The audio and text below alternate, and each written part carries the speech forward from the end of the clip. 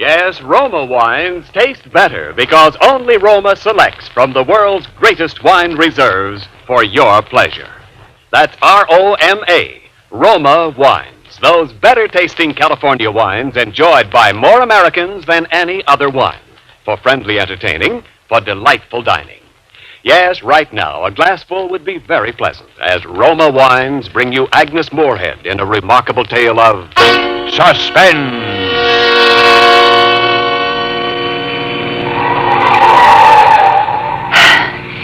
We were driving too fast, but I knew that if I slowed down at all, I would begin to tremble. And so, although the road was tortuous, climbing steeply up the mountain, I kept my foot pressed hard on the gas pedal. Out of the corner of my eye, I could see that my husband was looking quietly into the green valley far below. He looked peaceful now. He had made his speech about driving too fast. I'd asked him to be quiet, and now he was quiet. I wondered what he would do if I stopped the car and told him right then that we were driving up to the Johnson house so that I might kill him. I parked the car on the highway at the foot of the dirt road leading up to the house. We walked quickly behind the heavy trees. My husband stopped once to wipe the dust off his shoes. I hurried him on, and we soon arrived at the front door. As planned, I'd forgotten the key. I did open my purse and look, however, and that gave me the opportunity to release the safety catch on the gun I had borrowed from my husband's belongings. I suggested that we try one of the windows. He agreed, and we slowly made our way through the underbrush that was growing wild at the side of the stucco building until we reached a first-floor window. The window was set high above the ground, and my husband had to stretch his body to reach it.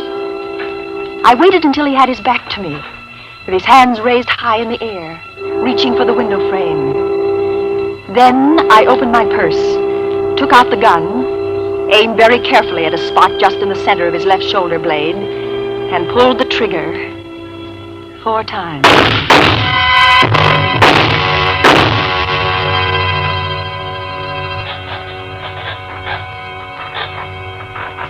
He didn't fall right away. He had his fingers over the window ledge, ready to unfasten the catch when the bullets hit him. With some terrible effort, he dug his nails into the stucco and tried to keep from dying. I couldn't move. I wanted to scream, but my throat felt paralyzed. He tried to turn his face and look at me, but he hadn't that much life left. At last, he fell.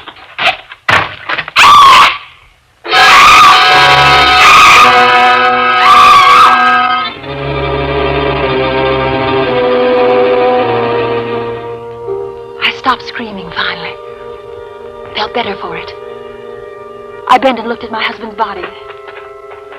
He was quite dead. I wiped off the gun, his gun, and threw it behind an acacia bush. Then I walked back to the car, slowly and carefully removing any of my footprints which showed in the loose dirt of the road. At the car, I emptied some cigarette butts from the dashboard ashtray onto the road, dusted my shoes, then turned around and drove home.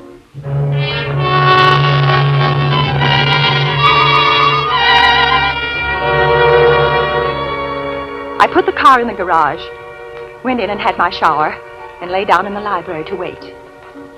A few minutes after the grandfather clock struck 11, the telephone rang. Hello? Miss Skinner? This is she. This is Jonathan Brown, Sheriff's Office. I have some bad news for you. My husband? Yes, ma'am. He's been killed. Miss Skinner? Hello, Miss Skinner. You all right? I waited quietly for a moment. Then I let the phone fall to the floor. I listened until I heard Jonathan Brown hang up.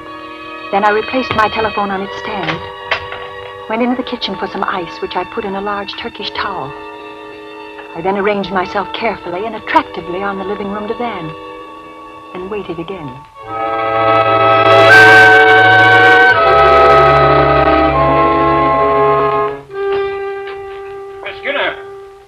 In here, please. Oh, yeah. Thank you. You all right, Miss Skinner? That was a stupid thing for me to do, breaking the news that way, you know. I'm all right. Well, I came over as soon as you dropped the phone. Well, I felt faint suddenly. Well, ain't no wonder. Tell me what happened, Mr. Brown, Jonathan Brown, Sheriff's Office. Mr. Brown, please sit down. Oh, thank you.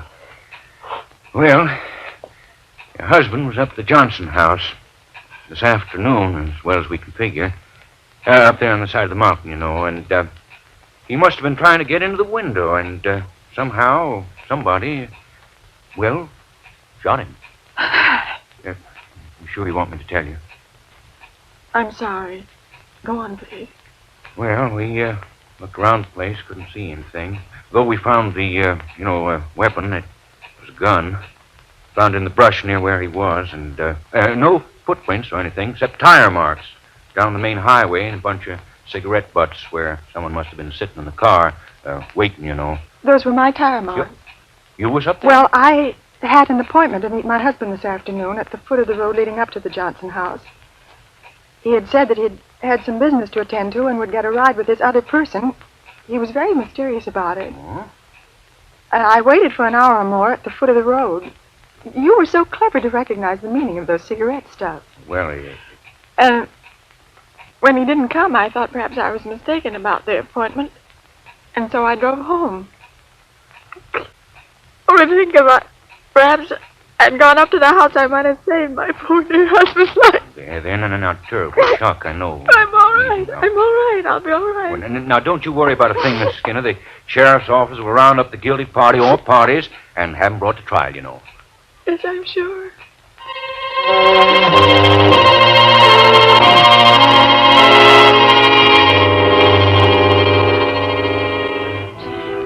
I slept well that night for the first time in 10 years. My husband during his lifetime had snored loudly and steadily, and during his later years he had acquired the nervous and distressing habit of grinding his teeth in his sleep. This night all was quiet and peaceful in the house, in my house. And as I say, I slept beautifully. The next few days were also beautifully quiet. A few photographers and newspaper men, but they were kind and gentle and didn't make too much bother. Finally, Mr. Jonathan Brown called to say that he would send a car for me on Friday morning, the next day as it turned out, to take me to the coroner's inquest. The small courtroom was crowded, and almost everyone there eyed me with great sympathy.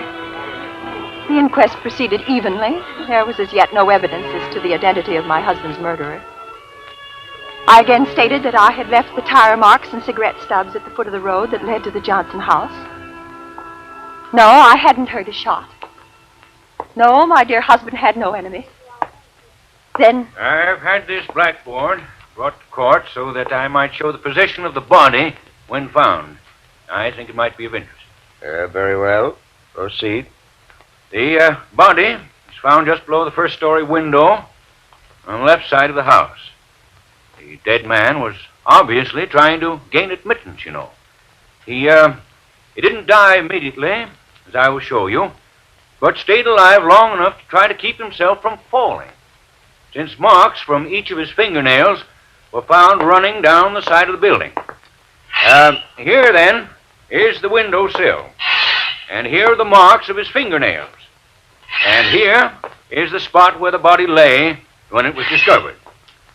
And here's the house. As he talked, he watched me. Ground floor. And I didn't know why until I heard the first scrape of the chalk against the blackboard. Here.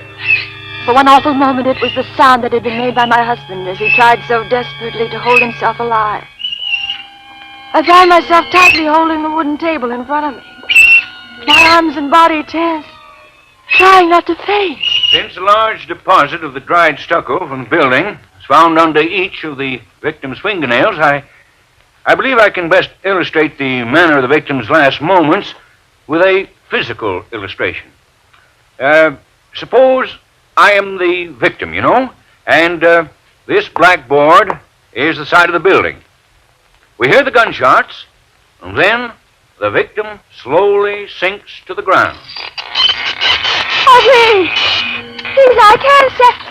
Please, don't make that...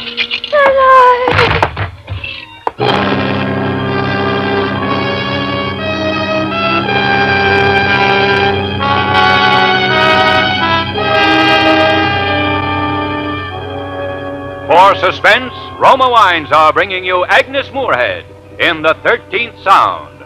Roma Wines' presentation tonight in radio's outstanding theater of thrills, Suspense.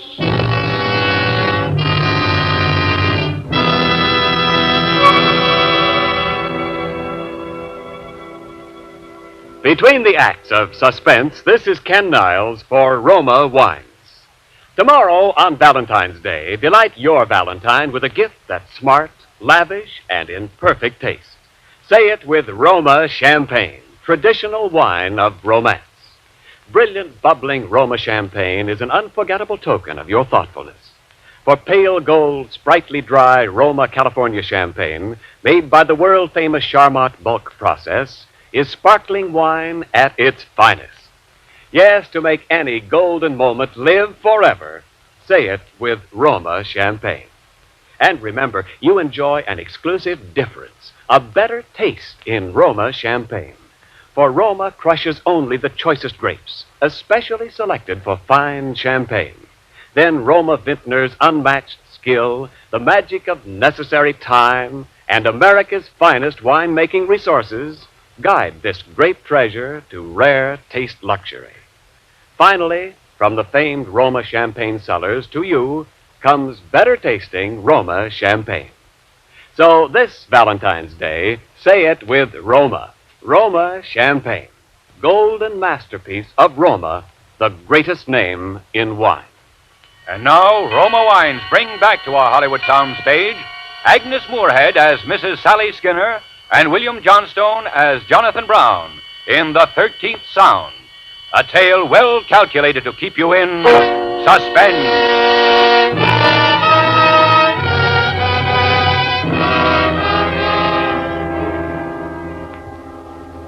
I must have been taken home from the inquest, for the next consciousness I had, I was lying on the guest bed. In the corner sat Mr. Jonathan Brown. He must have seen my eyes open.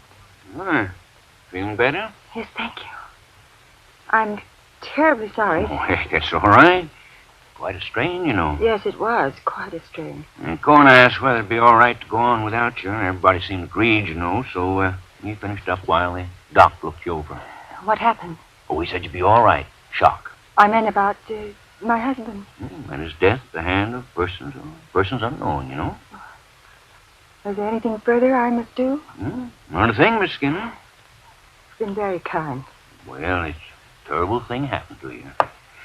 Well, I'll be going now if there's nothing more you need from me. No, nothing, thank you. Well, goodbye then, and don't you worry. We'll find who did it, you know.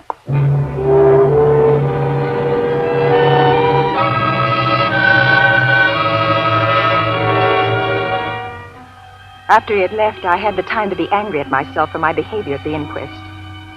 What must the people have thought? To faint only from the noise of a piece of chalk on a blackboard? I wondered if Mr. Brown had suspected anything, because as I remembered back to earlier afternoon, he had been watching me as he drew those silly little diagrams on the board. He hadn't been looking anywhere else, not at the coroner or at any of the reporters, not even at what he was doing. He'd been looking at me. Well, of course he was looking at me. He was showing his sympathy.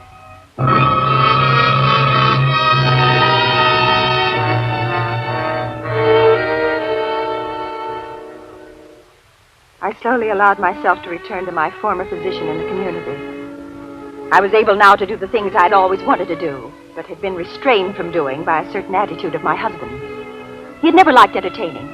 He didn't believe that we should belong to the country club and take a civic pride in the fact that our home was the largest and most beautiful in the community. In fact, it was his desire to sell our lovely home that caused me to finally take that complete and drastic step. The first evening that I accepted an outside invitation was for one of the Wednesday night evenings of bridge at our club. At my table were the president of the bank and his wife. As I sat down, I noticed that a window pane on my left was shattered. Evening, Miss Gray. Miss Gray. Well, good evening, Mr. Brown. Miss Skinner. Good evening, Mr. Brown. Well, I'm afraid I'm the culprit here. Playing ball with the kids this afternoon, and I threw one right through your lovely window. Oh, really? Yes. But I got old Sam here. I brought him along with new painted glass, and he'll fix us up shipshape in no time at all. Go ahead, Sam, right over there. Yes, Mr. Brown, sure. Don't mind me, folks. I'll be through here in just a jiffy. Don't worry about it. Oh, incidentally, Miss Skinner, I always meant to ask you whether or not you minded noises, especially. Sharp noises, like, say, chalk on a blackboard. I don't understand. Chalk on a blackboard? At the inquest, I always wondered about it. You fainted just when the chalk was scratching across the blackboard. I don't remember hearing it. I'm afraid I fainted before you drew any diagrams. I assume that's what you were planning to do, draw a diagram? That's what I was planning to do, yes, ma'am. Yes. Does he have to do that? Is something wrong, Mr. Skinner? Does he have to do that? Mrs. Skinner. I can't. I didn't.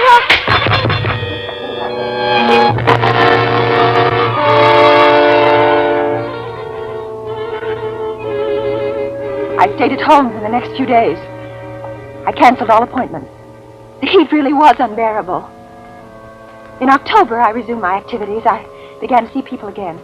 I grew especially interested in chamber music. Through my activity, I arranged a musical evening to be given by a group of which I was the second vice president. They planned the formation of a Philharmonic Society eventually. I went to the music hall alone, and I was studying my program when...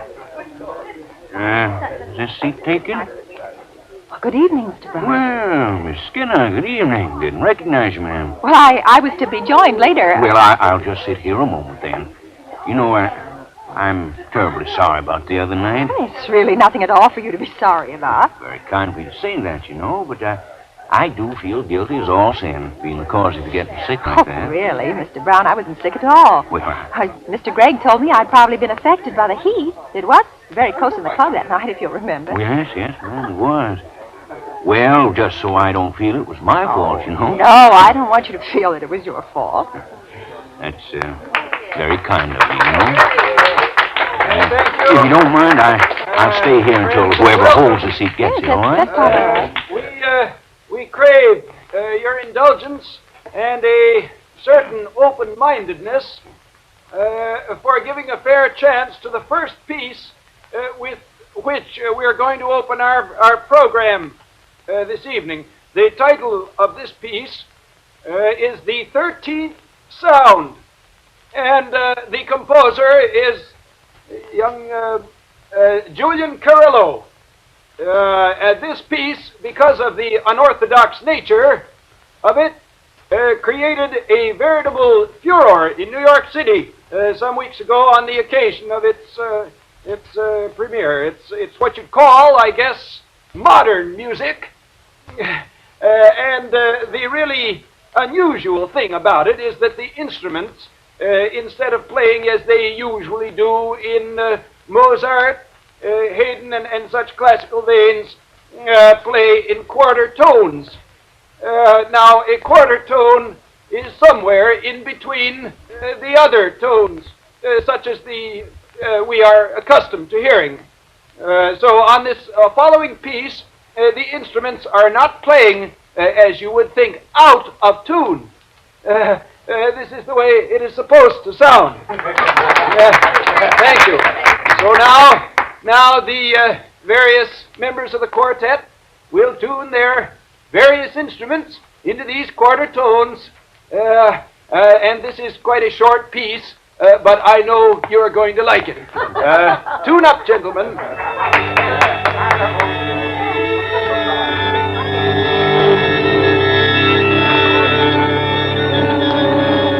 This should be very interesting. Think so, Miss Skinner? 13th Sound. Have you heard it? No, I haven't. It's too hot again, Miss Skinner? It does get stuffy in here, you know. Oh, I'm not. It's hot in here. You're terribly peaky. You sure you're all I'm right? quite all right. Excuse me. Will you let me on? Will you please excuse me?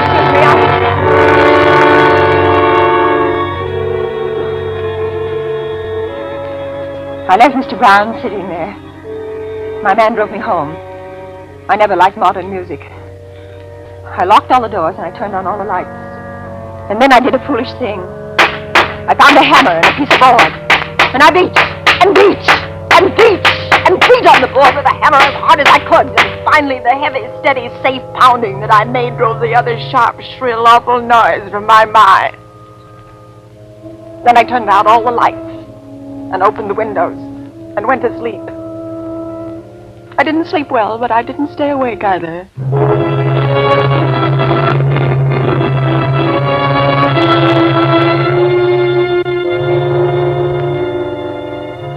I hadn't set the alarm next to my bed, and when I first awoke the next morning, for a minute I couldn't remember what had happened. I felt drugged. I got out of bed and put on his lovely chartreuse brocade housecoat and started downstairs. The sun was shining outside. It was a beautiful day. Not the sort of day when you could be disturbed by unrelated noises. I felt grand when I got downstairs. Then I heard... What? I didn't know. I didn't care. I knew only that I had to stop it before it happened to me again. Stop it! Please, stop it! Pardon me, Miss... Get out of here! Get out of here! Who told you to do your work here? Did someone tell you to make that noise near my house? Why, no, ma'am. The lawnmower, the darn thing wasn't cutting. I had to Get shut... out! Go on! Get off this property at once! Yeah, yes, ma'am. Go! Sure, I Don't didn't know. ever come back! You hear? Don't ever come back! Don't! Morning, Miss Skinner. Lovely day.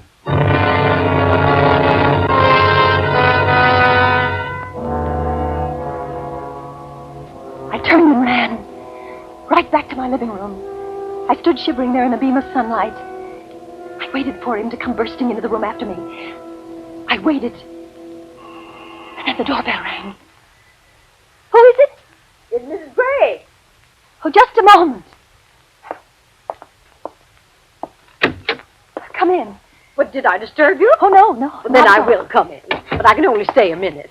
Would you like some coffee? Oh, no, thank you. When I was so sick, you remember, the doctor absolutely forbid me having any more coffee. Oh, I didn't know that. Oh, sit down, please. Do you drink much coffee? No, why do you ask? Well, I thought perhaps your recent attacks might have been caused by that. Mr. Gregg is a great one for aspirin and salt tablets. I think it's much simpler than that. Cut out coffee. Well, I think my attacks were just caused by this heat. I plan a sea voyage. Oh, how splendid. That'll certainly fix you. You know, I don't mean to be disrespectful, heaven knows. But perhaps on the boat, you might meet a fine young man who... Well, perhaps. When do you plan to leave? This afternoon. I'm leaving from New York. Oh, you can't. Pardon? For the clubhouse, the unveiling ceremonies are this afternoon. Oh, I'd forgotten. Well, you simply can't leave. We have no one who can replace you on the speaker's platform. Oh, well, all right then, Mrs. Gregg. I'll stay for the ceremony.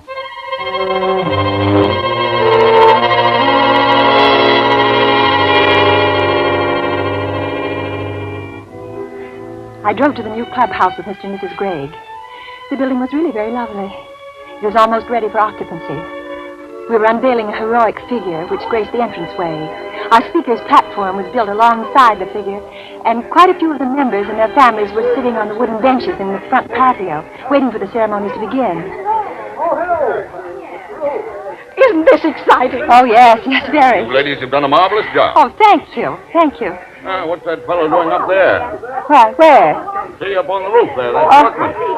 Oh, yes. Makes me nervous to see people at such heights. Awfully close to the edge. I guess he knows his business, I imagine. Yes, I suppose it... I'm very anxious to hear your little talk, Mrs. Skinner. Well, thank you. I think you've managed admirably since your unfortunate... Well, you understand. Yes, thank you. Well, I think we should get on with it, eh? Well, I believe it'll be only a few more minutes. What? What is it? What is it? Good heavens, look, that workman. He's going to fall. Can't someone catch him? He's hanging on the ledge. Some of the men are running up there now. But they've got to catch him. Oh, they will. They got to catch him. What? Oh. He's falling. Oh, No, turn your eyes, ladies. Turn your eyes. What? I did it. Why, nonsense, I Mrs. did Skinner. it. You had nothing to do with I it. did it. I killed him. Why, I not did hurt it. at all. I did it. I killed him. Oh, you're not well. I did Here. it. Listen to Let me. me take you home. Listen to me. Listen You'll to be me. all right. Listen to me. I killed him. Listen to me. Don't you understand? I killed him, Mr. Brown. Make him stop the noise. Did you hear it? I killed him. I know, man. It's going to be all right, you know. You just come along with me.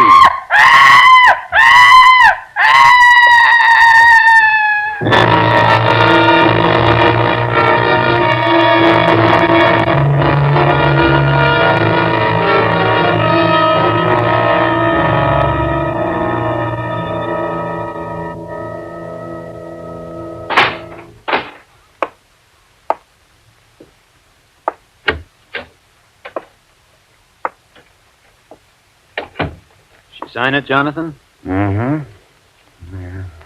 Shame. Yeah. People do funny things. Yeah. Did you pay the fella? Mm-hmm. He's clever, very clever. Sure is. I really thought he was falling off of that building. Used to be an acrobat. Oh. Say, how did he make that noise? Yeah. Holding 10-penny nails in his hands. Scraped them along the face of the building as he slid down. Yeah, did you think of that, too? Mm-hmm. Made an awful racket. Mm-hmm. Pretty nice lady, you know. Yeah. What the devil are you doing? Oh, fixing my nails, I guess. Well, cut it out, will you? Sure. What's the matter with you? That noise makes me nervous, I guess. You know?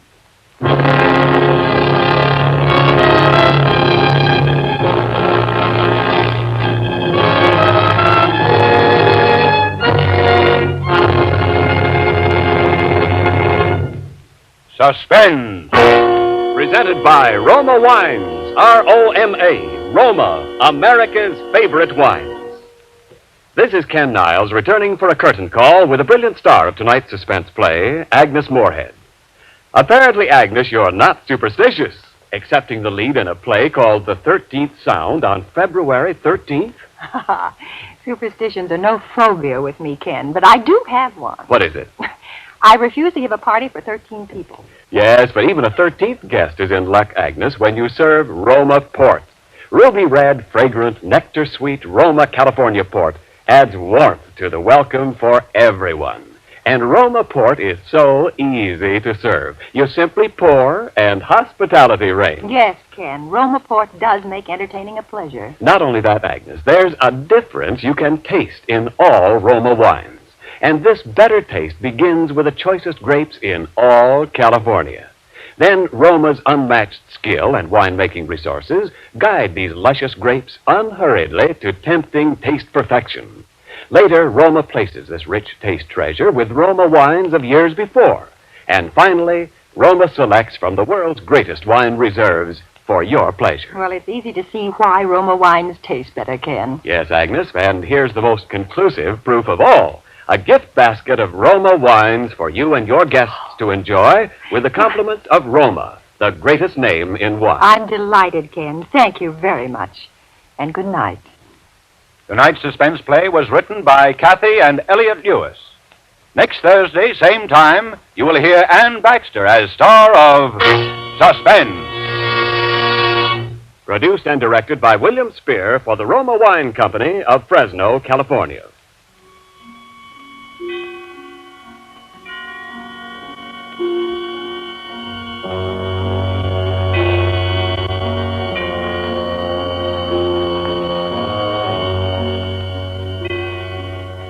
Stay tuned for the thrilling adventures of the FBI in peace and war, following immediately over most of these stations.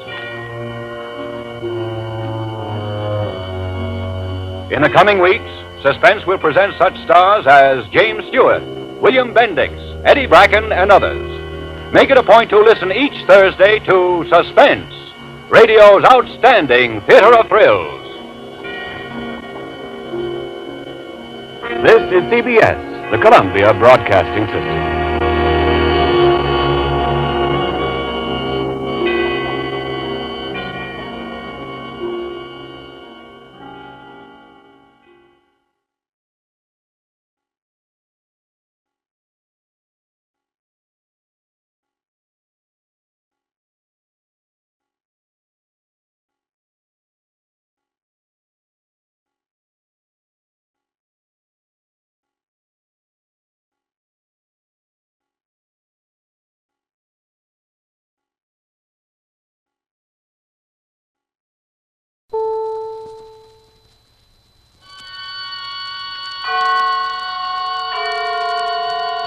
Suspense.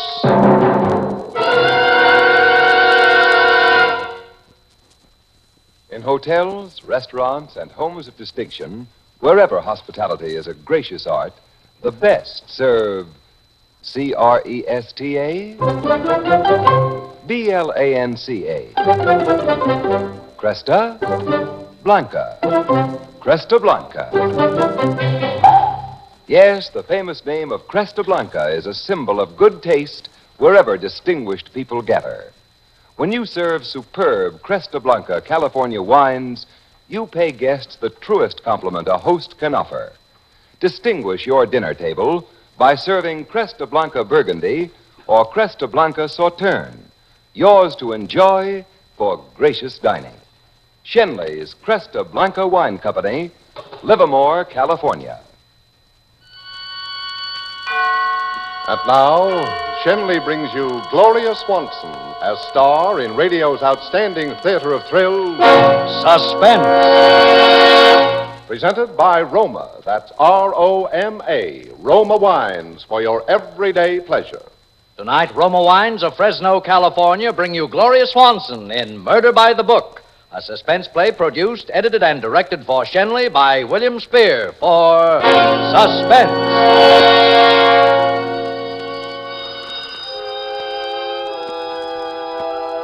I must have been asleep. At first I thought it was one of those dreams.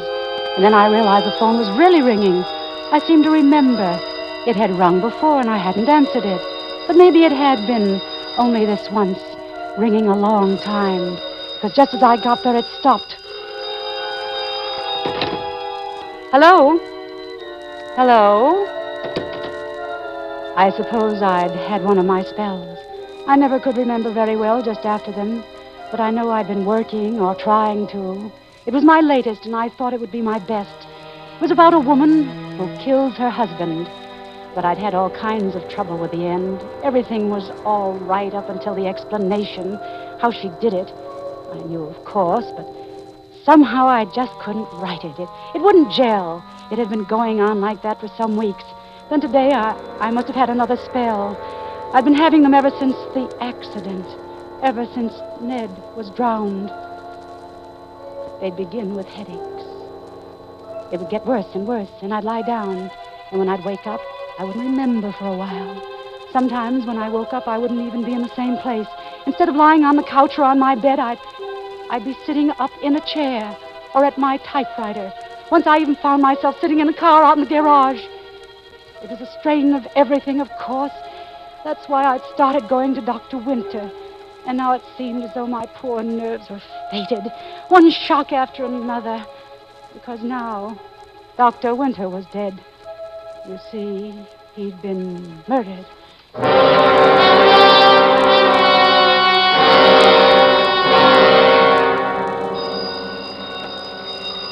Yes? Emily? Yes? This is Harry Bailey. Where have you been? Why, I've been right here, Harry. Well, why don't you answer your phone? I've been trying to get you all afternoon. Oh, I must have been asleep. Oh.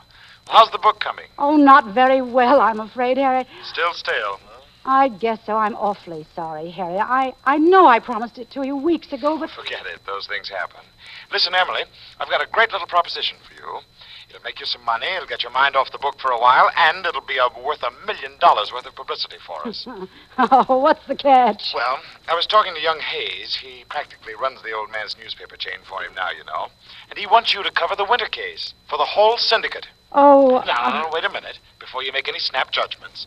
In all the time I've been your publisher, I've never given you a bump steer yet, have I? But, Harry, I'm not a reporter. That's just it. You write it from your point of view.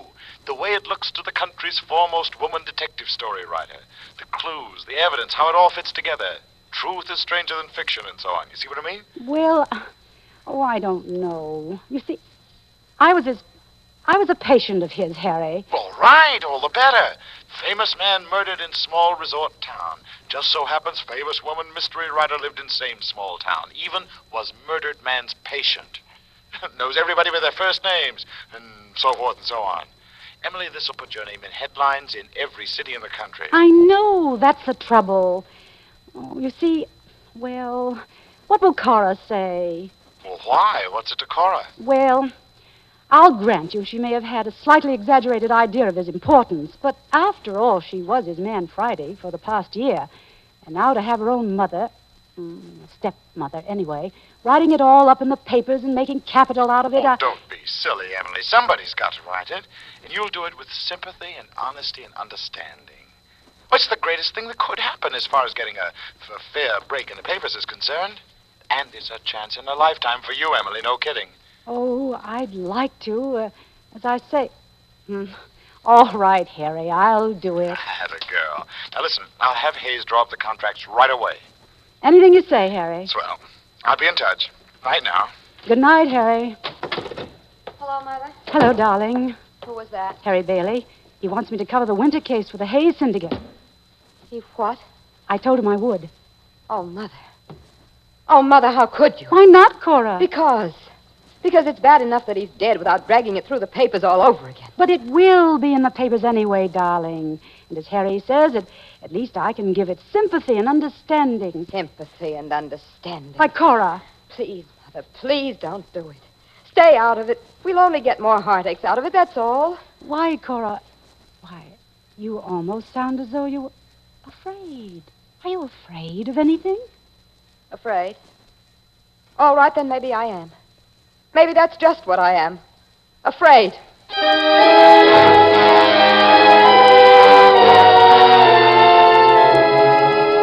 I had never really understood Cora. She was Ned's child, not mine. I was only a stepmother. Not that we weren't the best of friends, but she'd always been a little strange. More like her mother, I imagine. And then the shock of losing Ned, and this on top of it. There were times when she seemed almost in a daze. It was hard to blame her. The next day, Harry phoned to say the contracts were all in order, and I was to report to Lieutenant Hahn of the Homicide Bureau, who would permit me to interview the girl they were holding for the murder, and in general act as my guide, philosopher, and friend. But upon appearing at his office, I found a gentleman with his hat on his head and his feet on his desk, who didn't bother to remove either, and merely stared at me. Something? I'm Emily Carlyle. I was told to report to you. You're Lieutenant Hahn? Uh-huh. I was told that you would sort of show me the ropes. Mm-hmm. I deduce from your attitude that you are not particularly pleased by the prospect. I cannot tell a lie. You deduce right. Well, isn't this nice? We're not going to get along. Oh, I wouldn't say that, Miss Carlyle, or is it Mrs.? Miss. My married name is Wales. I was married to Ned Wales, you know. Ah. Suppose we clear the air a little, Lieutenant. I take it the barrier between us is the old one of professional versus amateur, dealer in fact versus dealer in fiction, and you disapprove of fiction? No, I got nothing against detective stories or detective story writers. I even read them myself once in a while, for laughs. Well, that is encouraging. What? To find that you can not only read, but laugh. Okay. Then just what is the difficulty, Lieutenant? I don't like to see people tried in the newspapers. I have no intention of trying this girl. What's her name? Claire Ogilvy. I have no intention of trying her. All I want to do is present the facts, tell the story. Uh-huh. Well, I guess you want to see her, don't you? Among other things, yes. Unless, of course, you have something better to do. Oh, no. You're my assignment from now on. I'm in the doghouse. Well, I can think of less appropriate places. Okay. Why? This is a big case. National sensation, special prosecutors, hullabaloo in the papers, special feature writers like you. Yes? And I'm in a minority of one around here, so nobody likes me. Stop being cryptic, Lieutenant. What are you driving at? They got a big thing on their hands and they want a conviction. I don't agree. About what? About the girl. You see, I think she's innocent.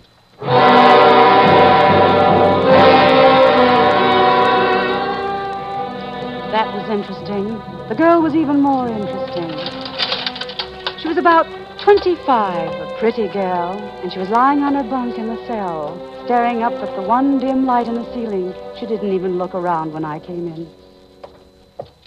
This is Miss Emily Carlyle, the writer, Claire. She wants to talk to you. I'll be back after a while, Miss Carlyle. Go away. Leave me alone. I can't, Clara. I have a job to do. That makes you different, I suppose. No, but I still have a job to do. That's what they all say. They've got a job to do. On me. Who's trying to do a job on you, Claire? A lot of smart people who make their living at it, like you. You mean that they're trying to say that you killed him and you didn't? I loved him, you fool. Why would I kill him? Why would I kill him? Why did you confess to killing him? He was dead, wasn't he? What difference did it make? That's what they wanted me to say, so what difference did it make? Then you didn't kill him. All right. I killed him.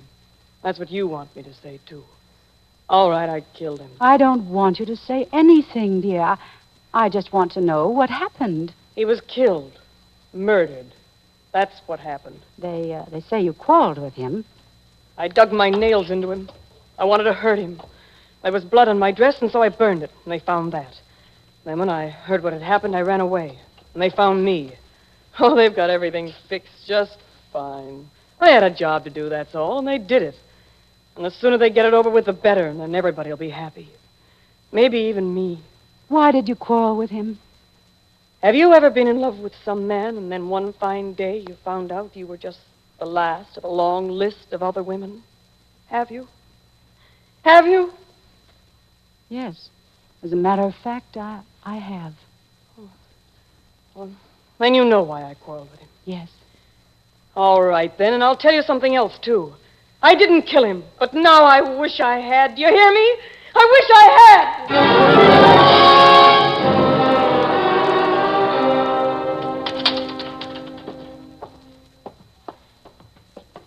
Well, I suppose she told you she killed him and you believed it. First she said she had killed him, and then she said she hadn't. You didn't answer the second part.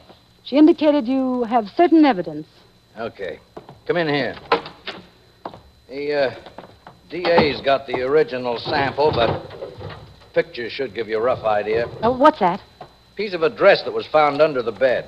They match it to the dress she burned, more or less. What's that plaster thing? Cast of tire marks. Did you read Dick Tracy? Oh, I've used plaster casts of tire marks myself in my books. But, they look a little vague. They are. You know something, Lieutenant? I'm inclined to agree with you. About what? About the girl. I think she is innocent. Oh, so you can write it from the whodunit angle, huh? Less asperity, Lieutenant, if you please, and a little more attention to detail. By the way, why is everyone so anxious to believe this particular girl did it? Because they think they can make it stick. Why look further? Because it's good for them. They make their reputations that way, just like your boss makes circulation. Let's face it. You and I know what Dr. Winter was like. There must be a dozen girls in this town who have just as much reason for killing him as this one. That's what I said. As for the confession, she's obviously an hysteric. Any good alienist could break that down. Oh, said that too? And as for this stuff, I don't know much about tires, but this dress pattern is as common as a cotton handkerchief. There must be 50 of them within a mile of where we're standing right now. Same goes for the tires. I've told them all that. Then there must be something wrong with your methods, Lieutenant. Now, what do we deduce from all this? I'll tell you what I deduce. What? There's a woman who's killed a man in this town. A murderess. A murderess that's still on the loose.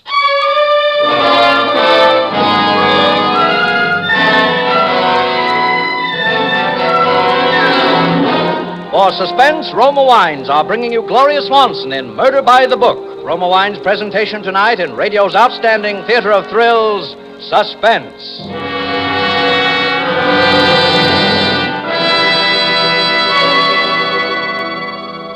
Suspense, radio's outstanding theater of thrills, is presented by Roma. That's R-O-M-A, Roma Wines.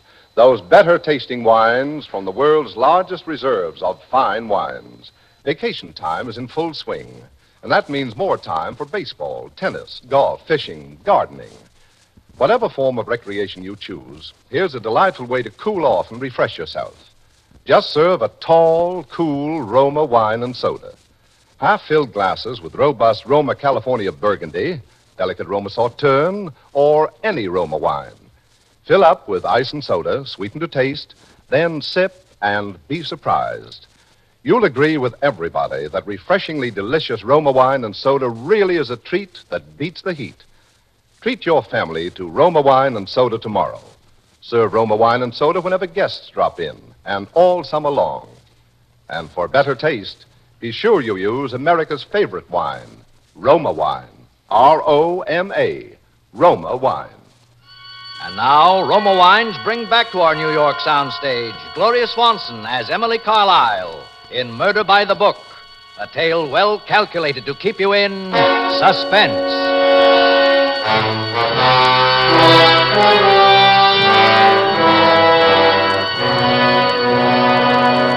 At first, I was quite excited about the whole thing, about covering a murder case, I mean. It was good for me. It took my mind off myself, the book I should have been finishing and couldn't. And poor Ned being drowned last summer. That had been more of a strain than even I realized. I knew that now. Not that I wasn't terribly fond of Ned, but we hadn't been as close as we once were. But it had been a shock. That's why I'd been going to Dr. Winter myself. He'd as much as told me that the spells I had were a direct result of what happened to Ned. Oh, it shows you how tiny and yet how strange our little world can be here. Here I was, writing up the case of Dr. Winter's murder for the newspapers. Of course, right away I discovered that the evidence against the girl they were holding was all circumstantial, and Lieutenant Hahn got me prints of the pictures. The piece from the dress they said she was wearing, and the tire marks. And I went out to do a little checking of my own. First, I went to Gorman's department store. Actually, it's the only real store for women's things in town. Well, Miss Carlyle, long time no see, eh? What can I do for you? I was wondering if you could identify a dress for me. A certain dress? A dress? Why, sure. What kind of a dress you have in mind? No, I don't want to buy one. I just want to find out about one. A particular dress. This dress that this picture was taken of. That's only a piece of it, of course. Oh, that? Yes. You've sold quite a few of them, haven't you?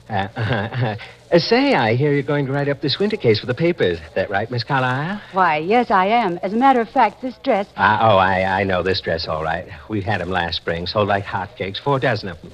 Did you keep any record of who you sold them to?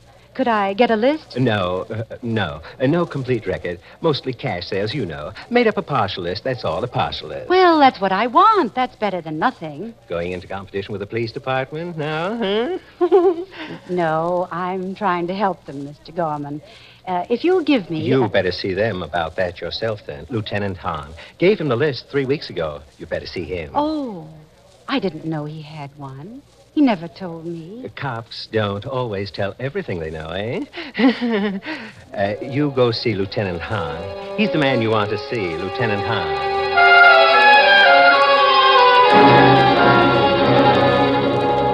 I felt a little silly. Why hadn't he told me? But then, of course, I had never asked him. My next stop was Morton's big service station on the corner of North and Main. They did practically all the tire business in town. How'd do, Miss Carlyle? Fill it up? Why, yes, I guess so. Oh, but I wanted to ask you something. Sure, Miss Carlyle. What is it? Well, you see this thing? Mm-hmm. It's the imprint of an auto tire, and I wondered... Oh, from the winter case, huh? The cops was already in here.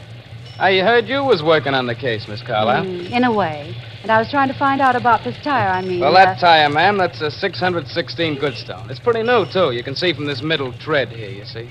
I don't see how anybody could prove much by this here. Do you sell many of these? What did you call them? 616 Goodstone. Oh, yeah, plenty. That's what I mean. I don't see how you could prove much with that there tire. You find them on all kind of cars.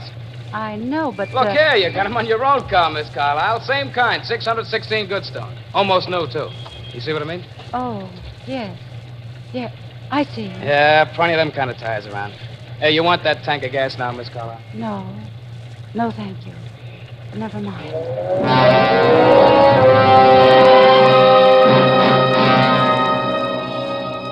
It's funny how you never notice things like tires if you're a woman anyway. Ned had always handled things like that, and then afterwards Cora had done it. Cora. And of course, as the boy had said, there were hundreds of tires like it. Hundreds. Cora wasn't home yet, and I wandered around the house and tried to think, but I didn't get very far. I was afraid one of my headaches was coming on. I decided to try and write my first article. But when I sat down at the typewriter, I remembered I hadn't put the cover over it the last time, and it was all dusty. I went to the broom closet and rummaged around in the basket we keep there for old rags. I just started to dust off the typewriter when I noticed it. It's the rag I held in my hand. It wasn't just an ordinary rag. It was a piece of a dress. And it wasn't just an ordinary dress. It had a cute little red and white print pattern. Kind of a dress the police said was worn by the woman who had murdered Dr. Winter.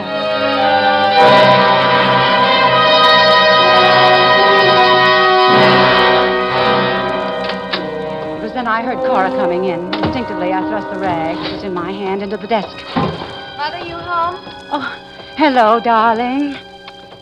Been shopping? Oh, just a few odds and ends. What have you been doing? Oh, a little of this, a little of that.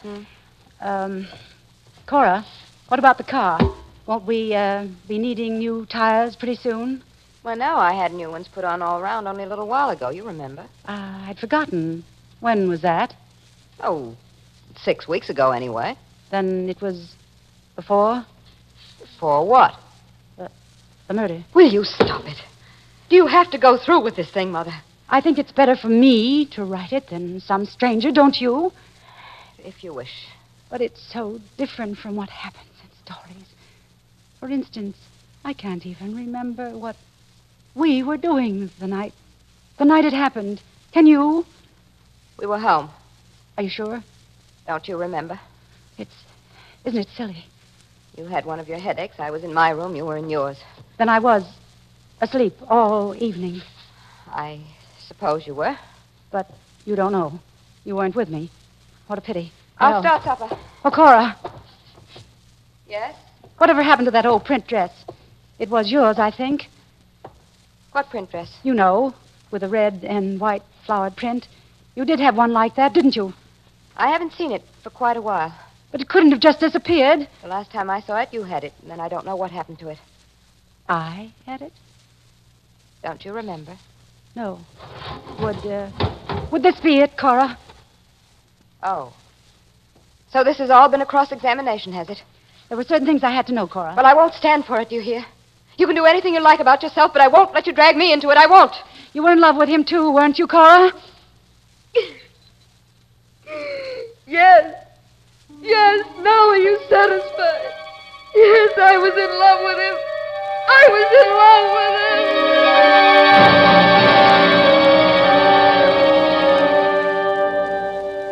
him. When I woke up, the sun was shining, and I was lying on the bed in Cora's room, and Cora was gone. I made some coffee, and then I went down to see Lieutenant Hahn. What's the matter, Miss Carlyle? You look sort of played out.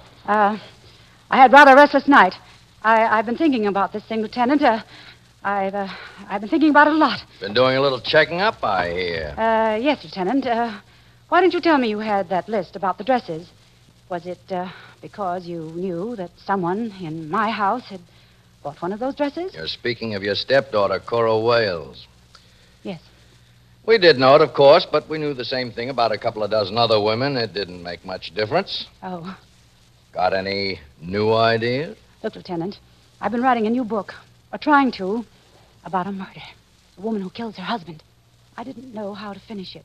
But now, look, it's all sort of mixed up in my mind, but you know the old theory about a murderer will always return to the scene of the crime. I don't get it. I know. Put it this way.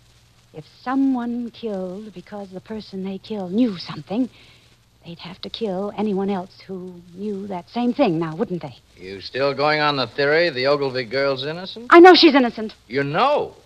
Well, that's pretty strong talk, Miss Carlyle. Well, call it woman's intuition. Call it whatever you like. I just know that there's someone... Look, Miss Carlyle, maybe I had you wrong yesterday. I can see you're not kidding about this thing. Not that I pretend to know what you're talking about, but if you've really got something, you better tell Papa. No, I can't. You say you think somebody's going to come back to the scene of the crime. I don't know. I don't know what I think. I just know that... Look, Miss Carlyle, I don't like it. You're upset and you're frightened. No. I want to help you. No, I have to do this my own way. Do what? I don't know. Well, I can't very well use a rubber hose to get it out of you. But I just want you to remember that whatever I do, it's part of my job. What? What's part of your job? To see that nobody else gets killed around here, including you.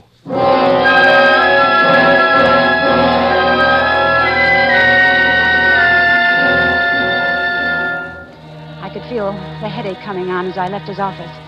I almost ran to my car. All I could think of was that I had to get home before it happened. But it was coming over me awfully fast, faster than it ever had before. The house was empty.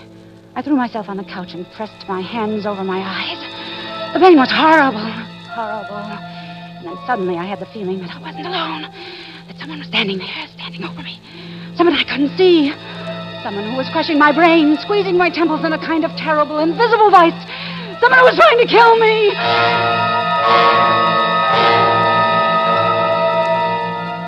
I was having a dream. Another of those horrible dreams. I was dreaming that I'd gone upstairs to Cora's room and she was there packing her things. She didn't see me or hear me, and I crept into the room very softly. It seemed as though I had a heavy poker or something in my hand. I crept up very softly behind her. I raised the poker, and then she whirled around. She saw me. You knew it wasn't an accident, didn't you? You knew he didn't just drown. You knew I killed your father. I pushed him. And when I went to Dr. Winter, he found out, too. Something buried in my subconscious, he said. And he made me tell him. He told you all that, didn't he? So now I'm going to have to kill you, too, Cora. I'm going to have to kill you!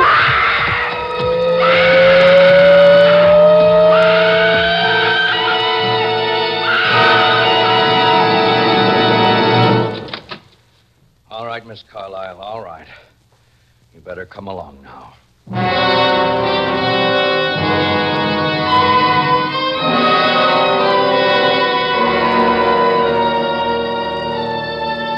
I hear the doctors keep talking about schizophrenia. That's a double personality, you know. They seem to think I did all those things without even knowing it. Drowning Ned. Trying to kill Cora. That's what the spells were, they say. The other personality. Like Dr. Jekyll and Mr. Hyde. But I wish I could talk to Dr. Winter. I went to him first about the spells. He said he could cure me if I told him the truth. Only, of course, I can't talk to him now. He's dead. I killed him.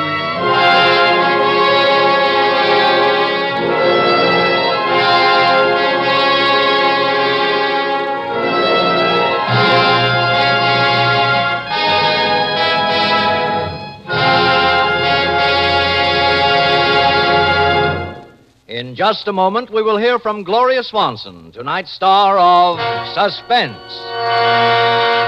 Presented by Roma. That's R-O-M-A, Roma Wines, America's largest selling wines. Yes, more Americans enjoy Roma than any other wines. That's because Roma wines taste better. Taste better because Roma selects and presses only the choicest California grapes. Then these natural juices are guided unhurriedly by Roma master vintners and winemaking resources unmatched in America to full taste richness. These Roma wines are placed with mellow Roma wines of years before. And from these, the world's greatest wine reserves, Roma later selects for your pleasure. Treat your family and guests to the better taste of Roma California wines. For everyday use or for friendly entertaining, serve amber Roma sherry, ruby Roma port, or golden Roma muscatel. Roma adds so much to your pleasure, and yet now costs so little that you'll want to keep a supply of better-tasting Roma wines on hand. Remember to ask for Roma Wines, America's largest selling wines. This is Gloria Swanson. It was a great pleasure to appear on tonight's broadcast of Suspense. Next week, Suspense will originate from Hollywood, when Roma Wines will bring you Vincent Price. Good night. Tonight's suspense play was written by Robert L. Richards. Next Thursday, same time, you will hear Mr. Vincent Price as star of Suspense, produced for Shenley by William Spear. This is CBS, the Columbia Broadcasting System.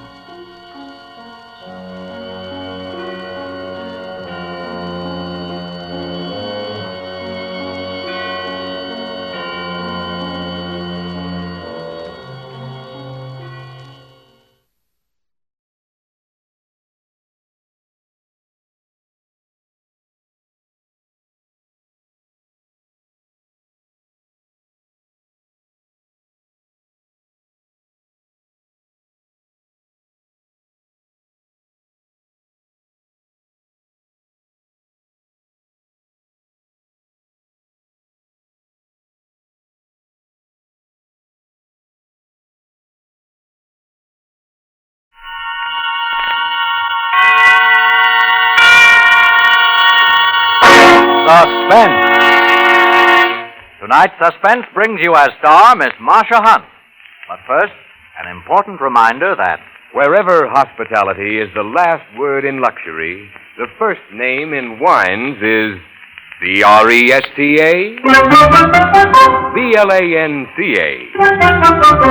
Cresta Blanca. Cresta Blanca. Cresta Blanca. Yes, you'll find Cresta Blanca wines featured in the smartest hotels, exclusive clubs, and discriminating homes.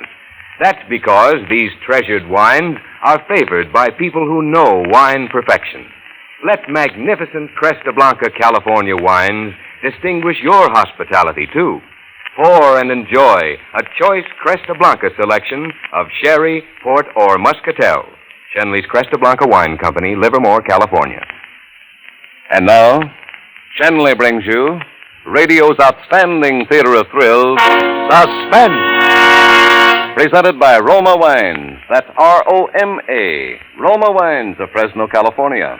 And starring Marcia Hunt. in Self-Defense, a suspense play produced for Shenley by William Spear.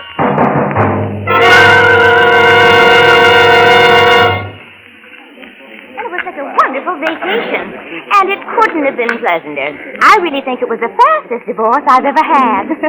It always amuses me to hear you talk about your divorces, Mimi. You discuss them as if they were hairdressing appointments. Don't look now, darling, but a young man has been staring at you all through lunch. Oh, don't be silly. But I tell you, he has. Oh, he's coming this way now. Well, just ignore him. I'm sure he won't bother us. I beg your pardon. Hello, Bobby. Why, Fred. Oh, this is a surprise. Happy when I staring at you. Oh, why, of course. Oh, Mimi, this is Fred Dexter, Mimi Carlyle. Fred's a very old friend of mine. Hello. How do you do? Oh, do sit down, Fred. Mimi was just telling me about a mysterious man staring at me. Well, I guess I was staring, but I wasn't sure it was you. We were just going to order more coffee. Will you join us? Well, thanks. I don't mind if I do. Waitress, 3 coffees, please. Oh, you better make that, too. I really must run. Oh, now, I hope I haven't intruded. Not at all. But I must go. I have to see that wonderful lawyer of mine, and I know you two must have a lot to talk about. Oh, don't bother to get up. Nice to have met you, Mr. Dexter. It's my pleasure, Miss Carlyle. I'll call you during the week, Bobby. Please do, darling. Bye now. Well, Fred, where shall we start? I'd like to start where we left off 6 years ago. You still turn a nice phrase. And you're still the most beautiful woman in the world. Funny that you should feel that way after what happened. Oh, I was hurt deeply at first. Call it pride. Are you happy? Was it really worth it, Bobby? Oh, here's our coffee. Oh, thank you. The usual 1 lump of sugar? No, but thanks for remembering. A black will be fine. You haven't told me if it was worth it. I have everything I ever wanted. Are you happy with it, Bobby? Please, Fred, let's not talk about it. What are you doing here in Florida? I just got in a few days ago. Business. Sort of a troubleshooting job. Probably be here a few months. Did you come alone? If you mean am I married? No, I haven't found a girl rich enough. I guess I deserve that. Oh, I'm sorry. I'm sorry. I shouldn't have said that. It's getting late, Fred. It's almost 2 o'clock. I'm afraid I must be going. It's been wonderful seeing you. Will I see you again? Yes. When? Oh, I can't say for sure. Oh, how about lunch tomorrow? We'll meet here at 1 o'clock, huh? Well, you talked me into it. See you then.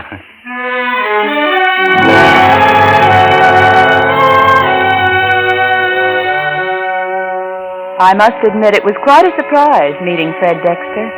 When I left Chicago, he was the one person I never thought I'd see again. But I couldn't decide whether or not I was happy that he was here.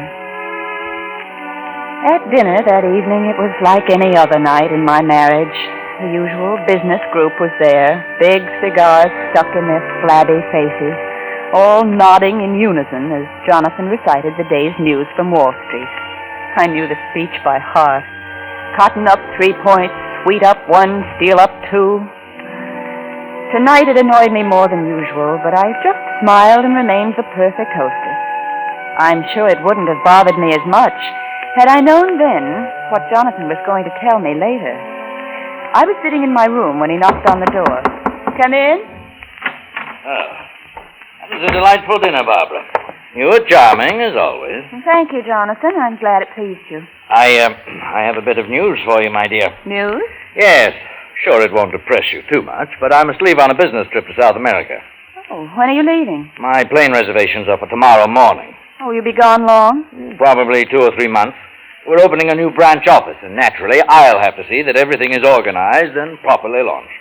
I'll cable you when I arrive. If you have a spare moment, I'd like to hear from you.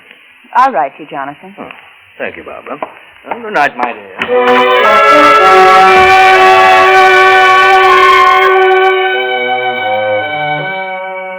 Jonathan was right. I wasn't at all depressed that he was leaving. In fact, I could hardly believe it. This would be the first time in 5 years that we had been separated for more than just a few days.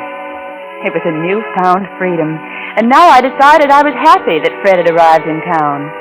The next few weeks passed quickly, and I saw Fred regularly, though we had to be careful where we met. It was a complete change for me, and it was wonderful to feel alive again.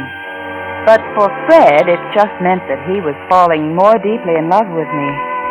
Oh, perhaps it wasn't right to encourage him, but I was enjoying myself thoroughly.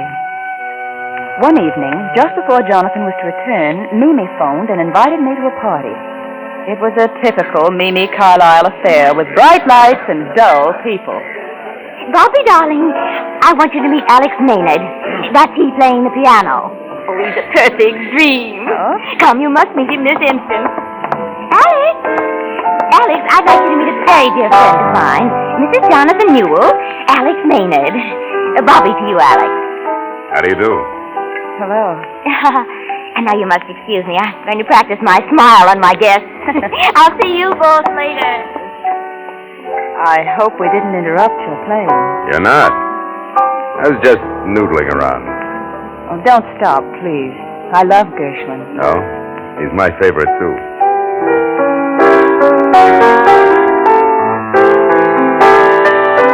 You play beautifully.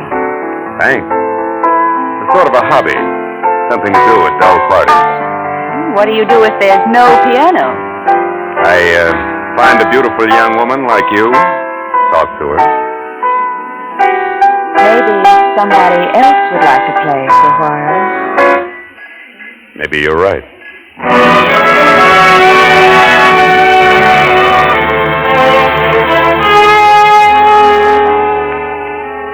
I thought it could never happen to me, but it did.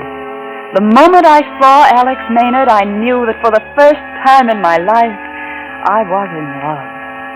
I spent every moment I could with him, but it was still necessary to see Fred occasionally. I lied about why I hadn't been with him much lately, because I knew he'd make trouble if he found out about Alex. Everything was going along beautifully, and I was so happy. But I knew it would all end the minute Jonathan returned. I couldn't bear the thought of living without Alex. And I decided to explain how I felt to Jonathan in the hope that he'd give me my freedom. It was strange, but I didn't even want any of his money. I only wanted Alex.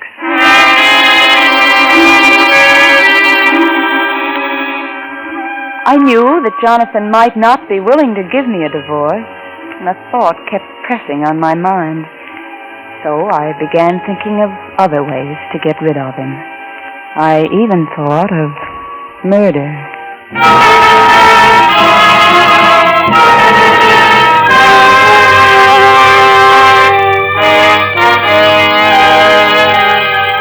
For Suspense, Roma Wines are bringing you Marcia Hunt in Self-Defense. Roma Wines' presentation tonight in radio's outstanding theater of thrills, Suspense.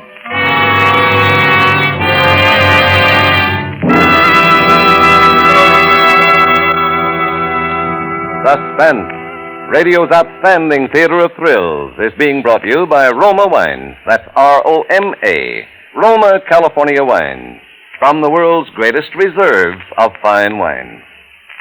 High food prices, meatless Tuesdays, and eggless Thursdays puts the American homemaker on her mettle to create tempting menus with inexpensive dishes. But millions of women have discovered an easy way to transform the simplest meals into adventures of enjoyment. The secret? At dinner time, simply serve robust Roma Burgundy or delicate Roma Sauterne. Even the plainest dishes take on new glamour with Roma Burgundy or Roma Sauterne to bring out all hidden flavor goodness. So try this easy recipe for mealtime pleasure. Serve tempting Roma wines. Remember, more Americans enjoy Roma wines than any other wines. That's R-O-M-A, Roma wines.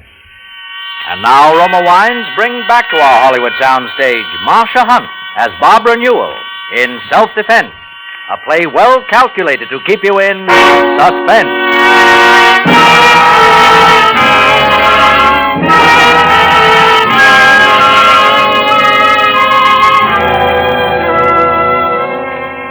It wasn't long after I'd met Alex that Jonathan arrived home and immediately surrounded himself with his associates. It seemed that the two of us were never alone long enough to bring up the subject of divorce, and it was beginning to upset me terribly. I was becoming nervous and irritable, and Alex didn't make it any easier for me because he was continually asking about it. It was a Thursday night when I finally got to speak to Jonathan alone. The household help was off for the evening, and Jonathan was in his study going over some papers. I thought he was wrapped up in his business plans, but I must say I was rather surprised he was thinking of me. For after a long silence, he spoke. Barbara. You haven't been yourself since I've come back. You're jumpy and always on edge. Is there something on your mind? Yes, there is, Jonathan. I wanted to tell you about it, but I haven't been able to get you alone. Oh, we're alone now. Jonathan, I want a divorce. You know how I feel about that. But I don't want it because of your money. I swear I won't ask you for a penny. This doesn't sound like you, Barbara. I know it doesn't, but I'm not the same person you left 3 months ago. You see, I've fallen in love. Come now, my dear, you don't expect me to believe that. It's true. You must believe it. Does he have more money than I? Of course not. Well, then you can't be in love with him. Not you, Barbara. Oh, it's just an infatuation, like a summer romance. I'm sure you'll get over it shortly. Perhaps you're just tired and need a change. Why don't you take a trip to the Bahamas, Nassau? You world of good. And then when you come back, I'm sure you'll regain your perspective. I don't want a trip. I want a divorce. I thought we had an understanding, my dear, but apparently you've lost sight of it. But we don't love each other, and we never will. I'm quite aware of that, and I always have been. I'm sorry, my dear, but you can't raise any sympathy from me. You've gotten everything you wanted from this marriage, and I don't owe you a thing. I won't give you a divorce under any circumstances. Good night, Barbara.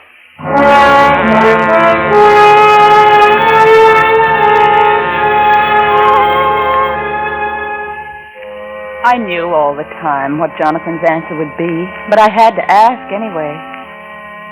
The next day, I met Alex at our usual place in the park. It was a pretty little spot in a cove just off the lake, hidden from view by a row of hedges. He was charming and attentive as always. I just couldn't tell him that Jonathan had refused to give me a divorce. I needed more time to think and to plan. My mind kept wandering back to the night before, and I guess I wasn't paying any attention to Alex because he became a little annoyed. Hey, remember me? I play the piano. Oh, I'm sorry, darling. I guess I was daydreaming. Well, do it on your own time, huh? What were you dreaming about? I was just thinking how nice it is being here with you. I wish we could stay here forever. I'd like it too. How long has it been since we've known each other? Oh, a couple of lifetimes. It does seem a long time, doesn't it? It's funny that when you're in love, a few weeks can seem like forever. Are you in love? Uh-huh. Anybody I know? Maybe. A funny-looking fellow, name of Alex. Oh, he's a lucky guy. You know, I wish I knew him. I'm in love, too. Anybody I know? Maybe. She's the most wonderful woman in the world. Who is she? My landlady. You know you're silly. You know I love you very much. Oh, and I love you, darling. Yeah, that's the way it's always going to be, huh? Have you spoken to your husband about us? No, I haven't had a chance yet. He's been so busy since he came back, I haven't been able to get him alone for a minute. But you must speak to him, darling. How long can we go on like this? Look, I don't want to see you just 1 or 2 days a week in the park. I want to be with you every day of my life. Don't you think I want that, too? Why don't we see him together? Have it out once and for all.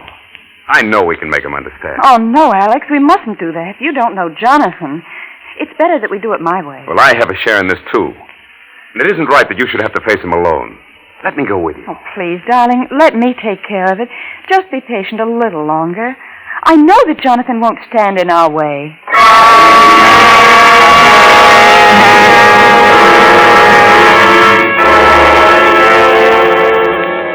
Yes, I knew that Jonathan would no longer be a problem, because now I had the answer. I thought about it for several days, and then decided I'd go through with it. It was a desperate plan, but a woman in love will do desperate things. You see, the plan included Fred Dexter and murder.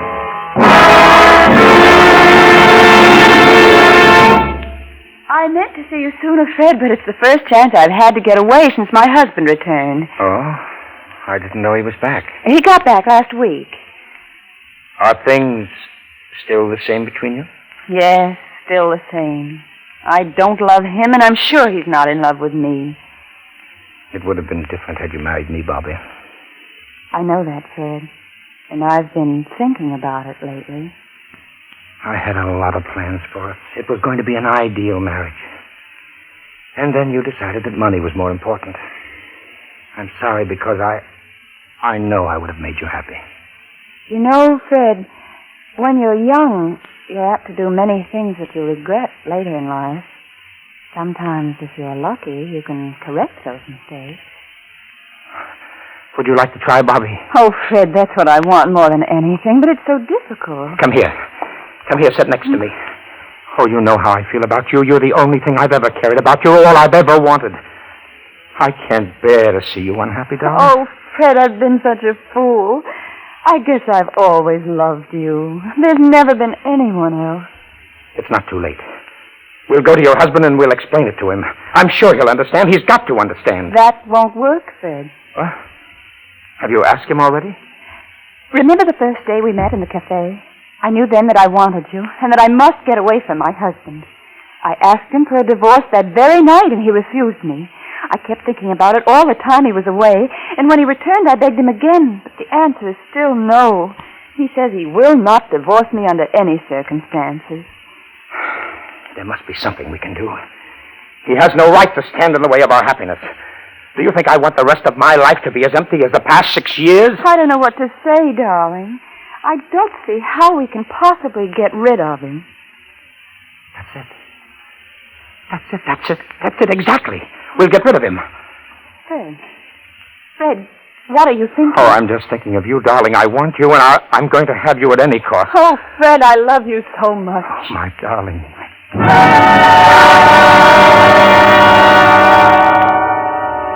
It was so easy, I almost laughed in Fred's face. He sat there like a lovesick sophomore, swallowing every word I said like it was a sugar-coated pill. When he kissed me, it made me ill, but I didn't mind, because I knew this would be the last time I'd ever kiss anyone but Alex. My performance was so convincing that I didn't even have to suggest the murder myself. It was all Fred's idea, just as I wanted it to be. It would take place on a Thursday night when the household help would be off. Fred was to be hiding in the shrubbery at the side of the house. He would have the poker from the fireplace in our library. I wasn't worried about his being seen because the house was in an isolated neighborhood. When Jonathan came home at 7:30, as he always did, I was to pretend I had a headache and get him to go to the drugstore for some aspirin. Fred was to kill him with the poker and bring the body into the library. Meanwhile, I was to open the library wall safe and disarrange the furniture. We wanted to give the impression that a struggle had taken place. I would then go to the drugstore myself and make a purchase to establish an alibi. When I returned, I would call the police and tell them there had been a robbery while I was out and that my husband had been murdered. Simple, wasn't it? A nice, neat plan with no loopholes. This was the first time in my marriage to Jonathan Newell that I wanted him to be home on time. It was exactly 10 minutes to 7 on the night we had set, and the doorbell rang. As I opened the door, I was thinking it was rather nice of Jonathan to be early for his own murder. Bobby. Alex!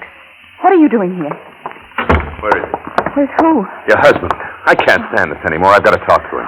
Oh, Alex, you promised you'd leave this to me. You're acting like a child. But I haven't seen you all week. How much longer do you think I can wait? Oh, please, darling, this is no time to discuss it. Jonathan will be home any minute, and if he sees you here, it'll ruin any hope we have. Maybe he should see me here. But that's not the way. It won't help. I promise you that after tonight, everything will be all right. Bobby, that's what you said the last time. Oh, you've got to believe in me, Alex. Just give me tonight. All right. I guess you're right. It's just that I love you so much. Oh, I understand, and I love you. Oh, but please, you must go now. He'll be here any minute. Okay, I'll go.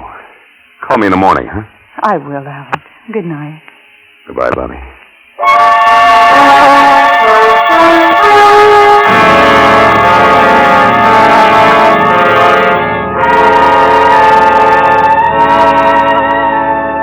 Poor darling thought he was doing the right thing, but actually he almost spoiled any chance we would ever have for happiness. It's a good thing he left when he did, because just a few minutes later, Jonathan came home. I was sitting in the living room with an ice pack on my head as I heard the door open. Is that you, Jonathan? Yes, Barbara. Well, what's the matter with you? Oh, I have a spreading headache. Oh, but we're having dinner with the Vanders tonight. I really don't feel up to it. You go without me and give them my apologies. But Charlie's very important to me. Oh, well, if you'd rather... Oh, there is one thing you can do for me, Jonathan. We don't have an aspirin in the house, and the servants are all gone. Would you mind going to the drugstore and getting some? No, not at all. I'll go as soon as I dress. Would it be too much trouble to go now, Jonathan? Pain is unbearable. It will only take you a minute. All right, if you insist, my... Thank you. As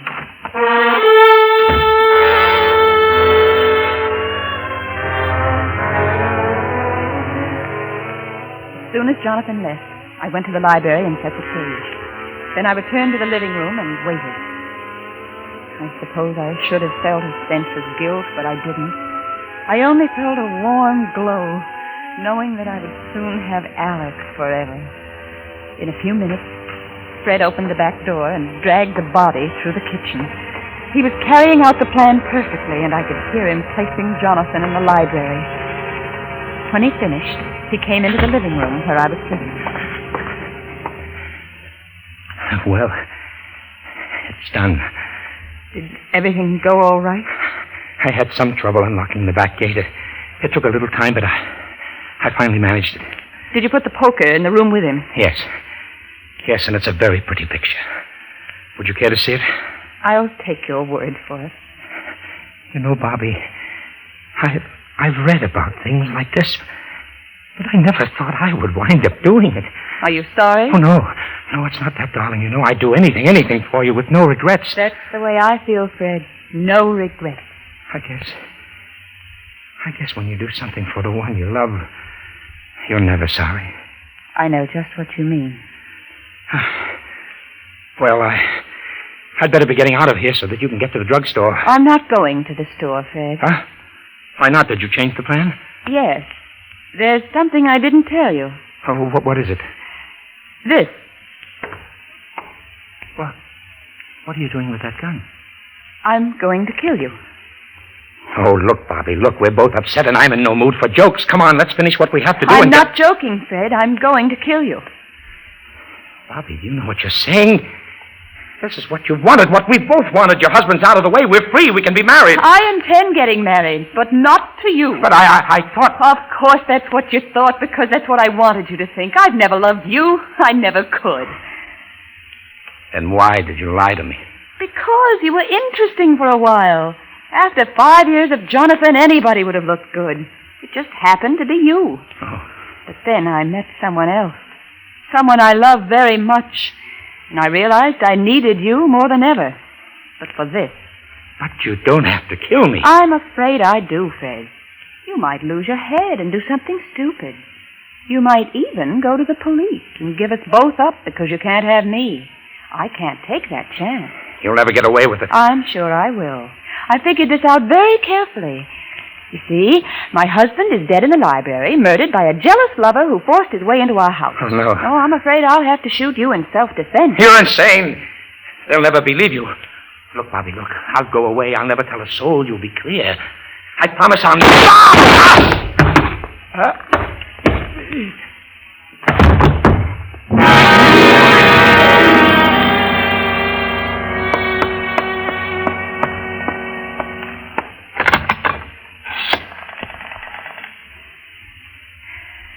Operator, give me the police. I'd like to report a murder.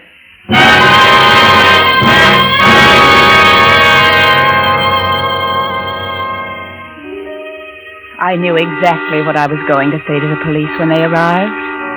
Yes, for a moment I was very happy and quite pleased with Barbara Newell. Everything had gone smoothly, exactly as I had planned it. Except for one thing. I should have looked at the body of my husband. If I had, I might not have been convicted of murder.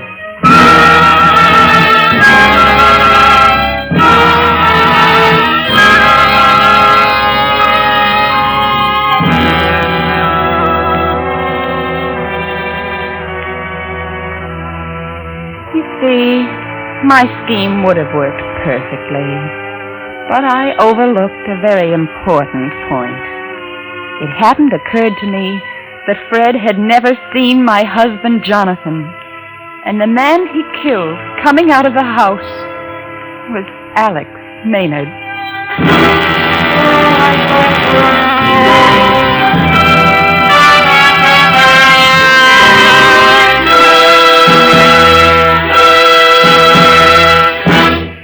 Suspense.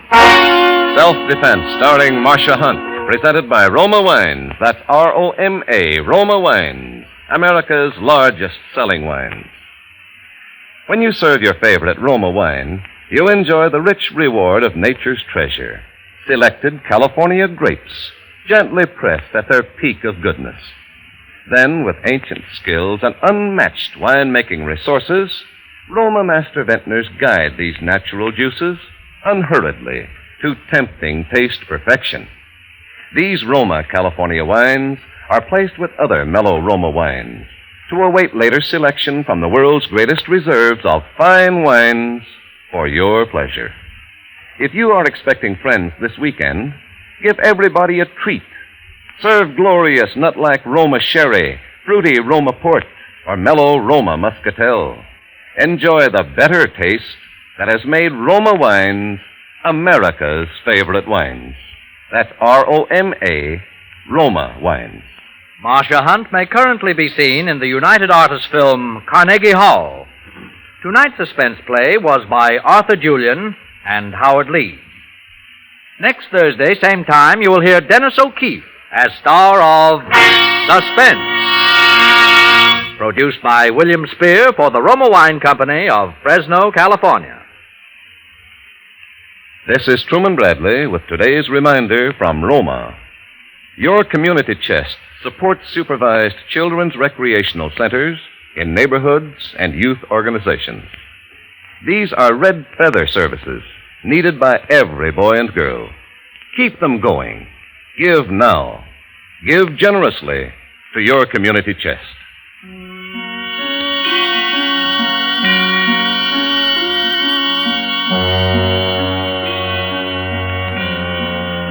In the coming weeks, Suspense will present such stars as Louis Jourdain, June Havoc, and others. Make it a point to listen each Thursday to Suspense, radio's outstanding theater of thrills. This is CBS, the Columbia Broadcasting System.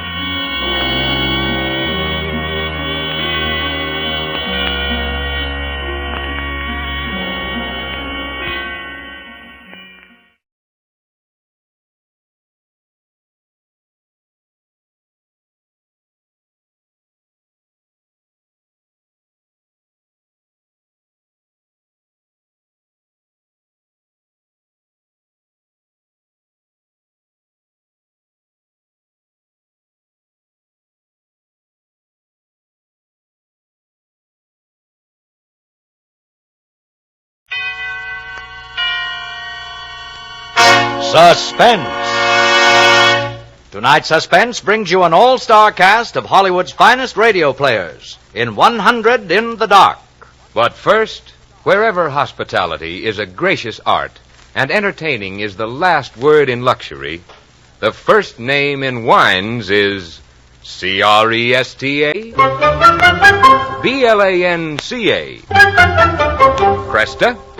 Blanca, Cresta Blanca. Cresta Blanca. Yes, that's Cresta Blanca wines, a symbol of perfect taste, of gracious living.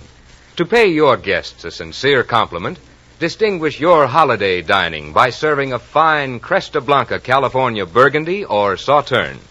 When you pour these proud Cresta Blanca wines from the finest of the vines, you enjoy the best. Shenley's Cresta Blanca Wine Company, Livermore, California. And now, Shenley brings you radio's outstanding theater of thrills, Suspense. Presented by Roma Wines. That's R-O-M-A, Roma Wines, for your enjoyment. Tonight, Roma Wines of Fresno, California, presents 100 in the Dark, a study in suspense. Produced, edited, and directed for Shenley by William Spear.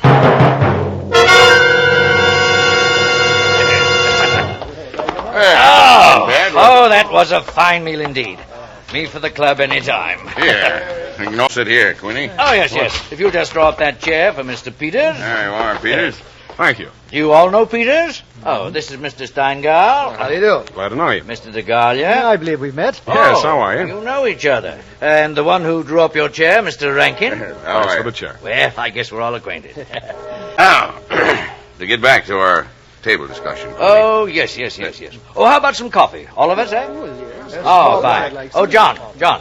Well, now, Steingall, as I said, there are only half a dozen stories in the world. What is more to the point, there's every... Yes, sir? Yeah? Oh, yes, coffee, John. Anything else, anybody? No, not from me. I don't think I care for it. Yes, sir. Now, where was I? Oh, yes. Human relations are so simple and yet so fundamental that they can be eternally played upon, redressed and reinterpreted in every language, in every age.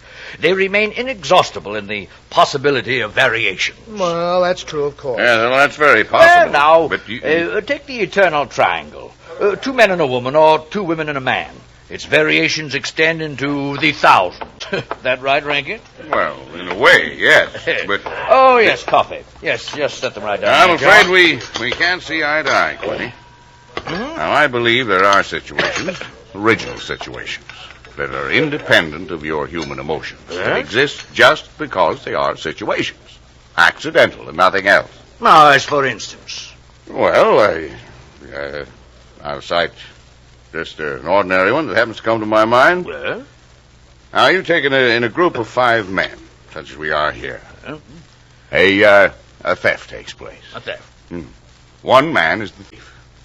Which one? Now, I'd like to know what emotion that interprets. And yet it certainly is an original theme. It's at the bottom of a whole literature. Not safety at all. Detective story. I could answer that Certainly. the situation you give can be traced back to the commonest of human emotions, curiosity. I think when he has you there, Rankin. Yes. Why, the whole art of a detective story consists in the statement of the problem. Why, anyone can do it. I can do it. Steingall can do it. Well, I don't Rankin, I believe even you can do it. Thank you. The solution doesn't count. It's usually banal. It should be prohibited. What interests us is, can we guess it? Yeah, I suppose that's true. Now, every crime expresses itself in the terms of the picture puzzle that you feed to your 6-year-old. It's only the variation that is interesting. You know, the well-known instance of the visitor at a club and the rare coin, for example. Of course, you all know that one. No, I don't. It's very well known. Seems a distinguished visitor is brought into a club. Dozen men, say, present at dinner, long table. Conversation finally veers around to curiosities and relics. One of the members then takes from his pocket what he announces as one of the rarest coins in existence. Passes it around the table. Coin travels back and forth. Everyone examines it. And the conversation goes to another topic. Say, the influence of the automobile on civilian life, or some other such intellectual club topic, you know. All at once, the owner calls for his coin. And it's nowhere to be found. Yes, precisely. Everyone looks at everyone else. First, they suspect a joke. Then it becomes serious. The coin is immensely valuable. Now, who has taken it? The owner, as a gentleman, does the correct idiotic thing, of course, laughs. Says he knows someone is playing a practical joke on him, and that the coin will be returned tomorrow. Now, the others refuse to leave the situation so. One man proposes they all submit to a search. Everyone gives his consent until it comes to the stranger. I refuse to allow my person to be searched. He's very firm, very proud, very English. And I refuse to give the reason for my action. Well, there's another silence. The men eye him and then glance at one another. Now, what's to be done? Nothing. Oh, nothing. There is etiquette, that magnificent inflated balloon. The visitor evidently has the coin, but he is their guest and etiquette protects him. Now, nice situation, eh? Well, the table is cleared. A waiter removes a dish of fruit, and there, under the ledge of the plate, where it had been pushed, is the coin. Yeah, well, I heard Yes, of course, banal explanation. I know. Solutions always should be. At once, everyone is profuse with apologies. Whereupon the visitor rises and says, "Now, I can give you the reason for my refusal to be searched. There are only 2 known specimens of the coin in existence, and the second happens to be here in my vest pocket." Of course, the story is very well invented, but the turn to it is very nice indeed. Well, I like that story, I know, but the ending, though, is too obvious to be invented. Think so? The visitor should have had on him not another coin, but something absolutely different. Something, destructive, say, to a woman's reputation. Oh, dear. And a great tragedy should have been threatened with a casual misplacing of the coin. I've heard the same story told in a dozen different ways. Oh, it's happened 100 times. It must be continually happening. I know one extraordinary instance. In fact, the most extraordinary instance of this sort I've ever heard. Why, Peters, you rascal. I see you've quietly been letting us dress the stage for you.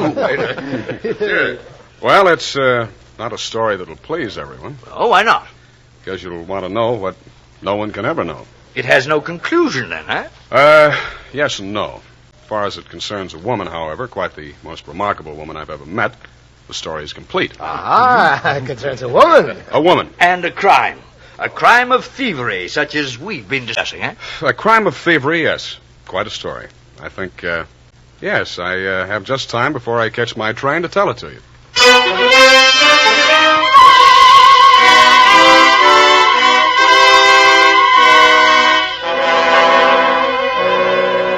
For Suspense, Roma Wines are bringing you 100 in the Dark. Roma Wines' presentation tonight in radio's outstanding theater of thrills, Suspense.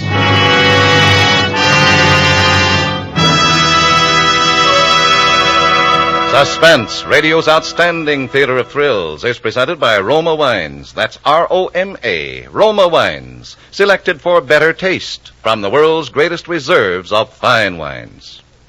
Next week, Americans everywhere will celebrate Thanksgiving, and in millions of homes, families and friends will give a toast of thankfulness with better tasting Roma California wines.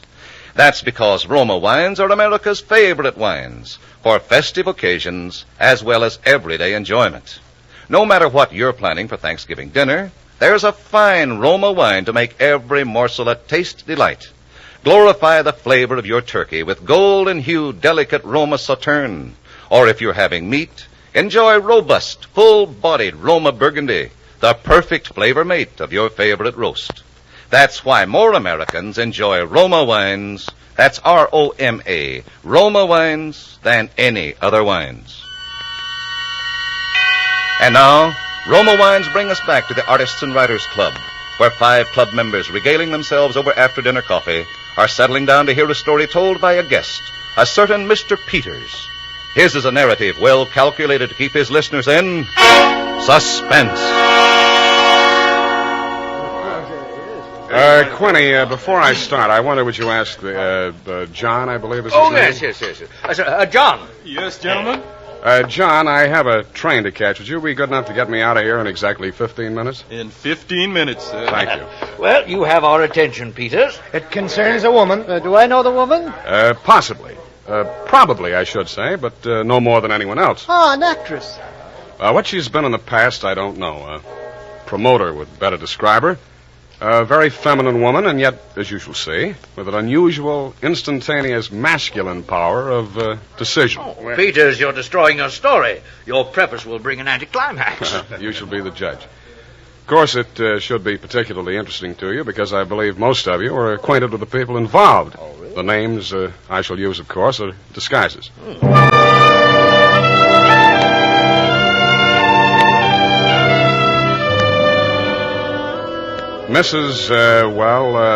Mrs. Rita Kildare inhabited a charming bachelor girl studio, very elegant of the duplex pattern, in one of the buildings just off Central Park West. She knew pretty nearly everyone in that indescribable society in New York that is drawn from all levels, that imposes but one condition for membership, and that is to be amusing. Oh, good phrase, that, Rita. Good phrase. She had a certain amount of money. She knew a certain number of men in Wall Street affairs, and her studio was furnished with taste and even distinction. She was of any age. She might have suffered everything or nothing at all. In this mingled society, her invitations were eagerly sought, her dinners were spontaneous, and the discussions, though gay and usually daring, were invariably under the control of wit and good taste. On the Sunday night of this adventure, she had, according to her invariable custom, sent away her Filipino butler and invited to an informal chafing dish supper 7 of her more congenial friends. At 7 o'clock, having finished dressing, she put in order her bedroom, which formed a sort of free passage between the studio and a small dining room with the kitchen beyond. Then, going into the studio, she struck a match and was about to light the candlesticks which illuminated the room, when the bell rang, and a Mr. Flanders, a broker, compact, nervously alive, well-groomed, was waiting as she opened the door. Well, you're early. On the contrary, dear lady, you are late. Well, in any case, hello, and come on inside. Here, let me take your things. Thank you. I'm the first, I suppose. Of course. And since you are, you can be a good boy and help me light the candles. Delighted. Who's to be here tonight? The Enos Jacksons. Oh, I thought they were separated. Not yet. How interesting. Only you, dear lady, would dream of serving us a couple on the verge. Well, it is interesting, isn't it? Assuredly. Where did you know the Jacksons? Through the Warings. Jackson's a rather doubtful person, isn't he? Let's call him a very sharp lawyer. Oh? They tell me, though, he's been gambling pretty much in deep. Oh, how about yourself? Who, me? I'm a bachelor, and if I lose my shirt, it makes no difference. Oh, is that possible? Probable, even. Who else is coming? Oh, Maud Lyle. You know her. No, I don't think so. You do, too. You met her here some time ago. A journalist. Oh, yes, I'd forgotten. Mr. Harris, a clubman, is coming.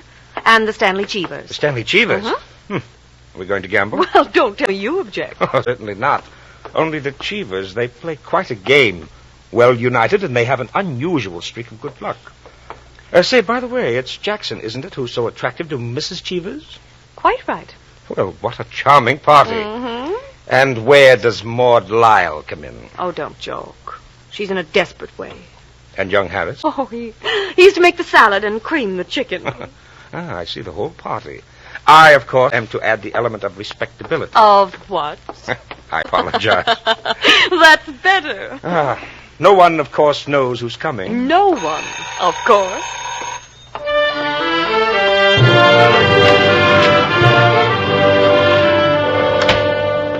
The Stanley Cheevers entered, a short, fat man with a vacant, fat face and a slow-moving eye, and his wife, voluble, nervous, overdressed, and pretty. Mr.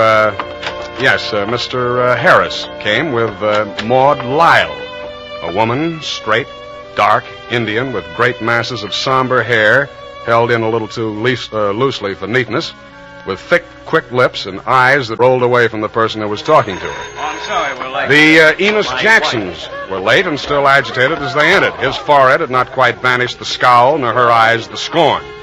He was of the type that never lost his temper, but caused others to lose theirs. Mrs. Jackson seemed fastened to her husband by an invisible leash. You looked at her curiously and wondered what such a nature would do in a crisis, with a lurking sense of a woman who carried with her own impending tragedy. As soon as the company had been completed and the incongruity of the selection had been perceived, a smile of malicious anticipation ran the rounds, which the hostess cut short. Well, now everyone is here. This is the order of the night. You can quarrel all you want. You can whisper all the gossip you can think of about one another. But everyone is to be amusing. Also, everyone is to help with the dinner, if you please. Nothing formal and nothing serious. We may all be bankrupt tomorrow, divorced, or dead. But tonight we'll be gay. That is the invariable rule of this house. Now, me for the cooking apron. Harris, you're to go into the kitchen and bring in the hors d'oeuvre. Right you are. May I be of any help? Oh, thank you, Maud, darling, of course. Mrs. Cheever, you might come along, too.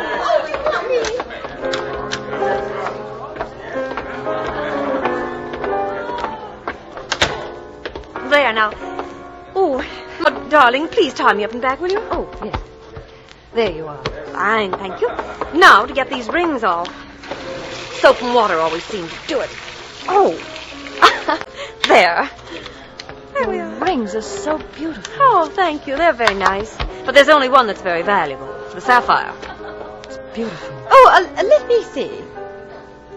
Oh, it must be very valuable. Mm-hmm. It cost $10,000 6 years ago. It's been my talisman ever since.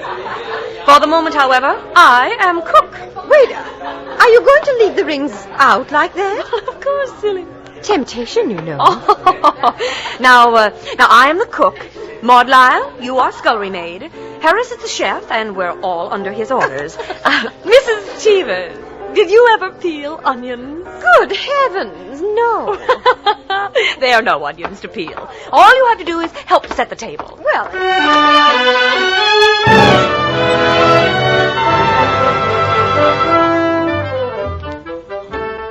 Under their hostess's gay guidance, the 7 guests began to circulate busily through the rooms, laying the table, grouping the chairs, arranging the flowers, and preparing the material for the chafing dishes. Mrs. Kildare in the kitchen ransacked the icebox and with her own hands shredded the chicken and measured the cream. Flanders? Oh, please. Flanders, here, Yes? carry this in carefully. Now, don't... I've got it with my life. Good boy. Oh, Cheever, stop watching your wife and put that salad bowl on the table. Everything ready, Harris? All set. Good. All right now. Everyone sit down. I'll be right in.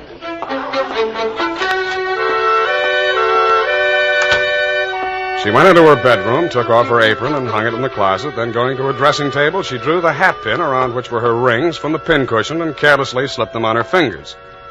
All at once, she frowned and looked quickly at her hand. Only 2 rings were there. The 3rd ring, the sapphire, was missing. Stupid. She returned to her dressing table. Immediately, she stopped. She remembered quite clearly putting the hat pin through the 3 rings. She made no attempt to search further, but remained without moving, her fingers slowly drumming on the table, her head to one side, her lips drawn in a little between her teeth, listening with a frown to the babble from the outer room. Who had taken the ring? Each of her guests had had a dozen opportunities in the course of the time that she'd been busy in the kitchen. Too much time before the mirror, dear lady. Well, it's not Flanders. Then she reconsidered. Well, why not? He's clever. Oh, I've got to think. To gain time, she walked back slowly to the kitchen, her head bowed in thought, her thumb between her teeth. Who has taken it? She ran over the characters of her guests and their situations as she knew them. Strangely enough, at each her mind stopped upon some reason that might explain a sudden temptation. Well, I'll find out nothing this way. That's not the important thing to me just now. The important thing is to get that ring back. And slowly, deliberately, she began to walk back and forth, her clenched hand beating the deliberate, rhythmic measure of her journey. 5 minutes later, Harris, installed as chef over the chafing dish, was giving directions, spoon in the air. Mrs. Kildare came into the room like a lengthening shadow. Her entrance had been made with scarcely a perceptible sound, and yet each guest was aware of it at the same moment, with a little nervous start. Oh, heavens, dear lady. You came in on us like a Greek tragedy. What is it you have for us? A surprise? I have something to say to you. Mr. Enos Jackson, Yes, Mrs. Kildare. kindly do as I ask you. Why, certainly. Go to the door. Go to the door. Please. Yes? Lock it and bring me the key, please. Some kind of a game. Here you are. Thank you. And now the bedroom door. Would you do the same? Of course. Thank you, Mr. Jackson. Mr. Cheever? Yes? Would you blow out all the candles except the candelabrum on the table? Blow out all the candles? Except the candelabrum. For goodness sakes, Mrs. Kildare, what is it? I'm getting terribly worked up. My nerves... Maud Lyle. Yes? Put the candelabrum on this table. Here. No, wait a minute. Mr. Jackson. Yes? First, clear off the table, please. I want nothing on it. Mrs. Kildare. That's it. Now, please, put down the candelabrum. Well,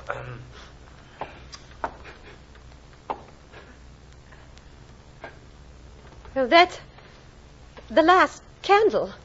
All right. Now listen. My sapphire ring has just been stolen. What? Oh, you're joking. What do you mean, Mrs. The ring has been taken within the last 20 minutes. I'm not going to mince words. The ring has been taken, and the thief is among you. Stolen? But, Mrs. Kildare, is it possible? Absolutely, Mrs. Cheever. There's not the slightest doubt. 3 of you were in my bedroom when I placed my rings on the pincushion. Each of you has passed through there a dozen times since. My sapphire ring is gone, and one of you has taken it. Oh, I don't know. Oh, that's quite true. I was in the room when she took them off. The sapphire ring was on top. Now listen. I'm not going to mince words. I'm not going to stand on ceremony. I'm going to have that ring back. Now, dear lady... Listen to me. I'm going to have that ring back, and until I do, not a soul shall leave this room. I don't care who's taken it. All I want is my ring. Now, I'm going to make it possible for whoever took it to restore it without possibility of detection. The doors are locked, and they'll stay locked. I am going to blow out the remaining candles in the candelabrum, and I am going to count to 100 slowly. You'll be in absolute darkness. No one will know or see what is done. But if at the end of that time the ring is not here on this table, I shall telephone the police and have everyone in this room searched. Am I quite clear? I just can't believe that. Everyone take his place about the table, please. That's Excuse it. me, please. That will do very nicely. Now, I will blow out the candles and count 100. No more, no less. Remember, either I get that ring, or everyone in this room will be searched.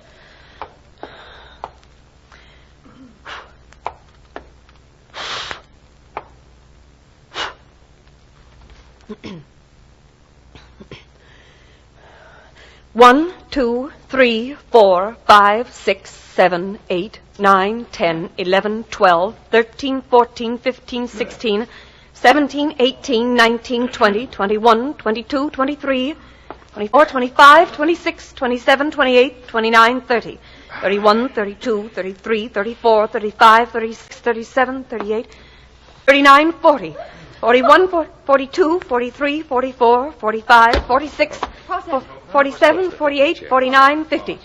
51, 52, 53, 54, 55, 56, 57, 58, 59, 60, 61, 62, 63, 64, 65, 66, 67, 68, 69, 70. 71, 72, 73, 74, 75, 76, 77, 78. The ring. 79, 80, 81, 82, 83, 84, 85, 86, 87, 88, 89, 90, 91, 92, 93, 94, 95, 96, 97, 98, 99, 100.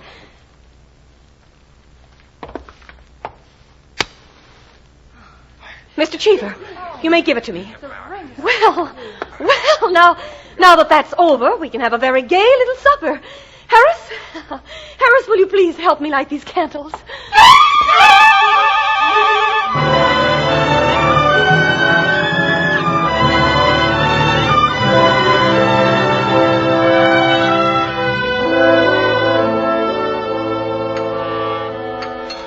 And, there you are, gentlemen. Well, I say, Peters, old boy, that's not all. Absolutely. The story ends there? The story ends there. But who took the ring? Uh-huh. What, it was never found out? Never? No clues? None.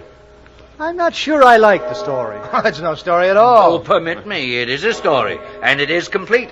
In fact, I consider it unique, because it has none of the banalities of a solution. Leaves the problem even more confused than at the start. Well, I don't see... Of course you don't, my dear Rankin. You do not see that any solution would be commonplace, whereas no solution leaves a true intellectual problem. How so?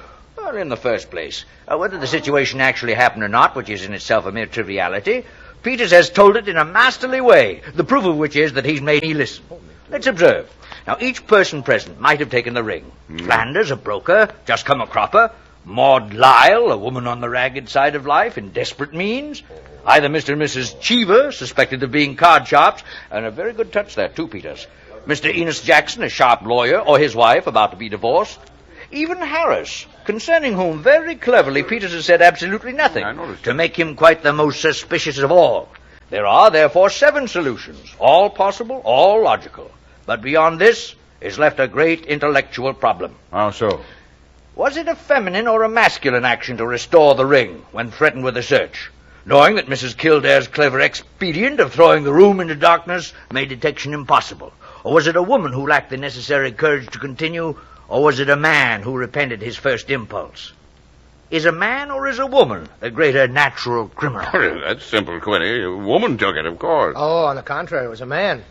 For the first action was more difficult than the first. Man, certainly. The restoration of the ring was a logical decision. Well, I recognize most of those characters, Peters. Mrs. Kildare, of course, is all you say of her. Extraordinary woman. Story is quite characteristic of her. Flanders, I'm not quite sure of, but I think I know him, too. I'm positive I do. Did it really happen? Exactly as I've told it. The only one I don't recognize is Harris. Your humble servant. What? You, Peters? You were there? I was there. Pardon me, gentlemen. Oh, yes, what is it, John? Mr. Peters, sir, your train. You told me to remind you. Oh, yes, thank you. I didn't know it was so late. Will you gentlemen pardon me? Yes, of course, Peters. Nice to have met you all.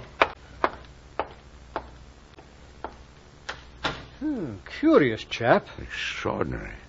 Now, I wonder... I wonder if we're wondering the same thing, gentlemen.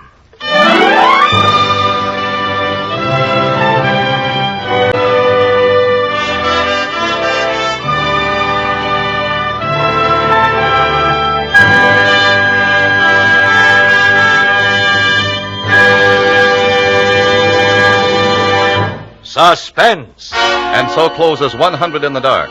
Peters was played by Howard Duff, and the other club members were Joseph Kearns, Frank Albertson, John McIntyre, Dick Ryan, and Horace Willard.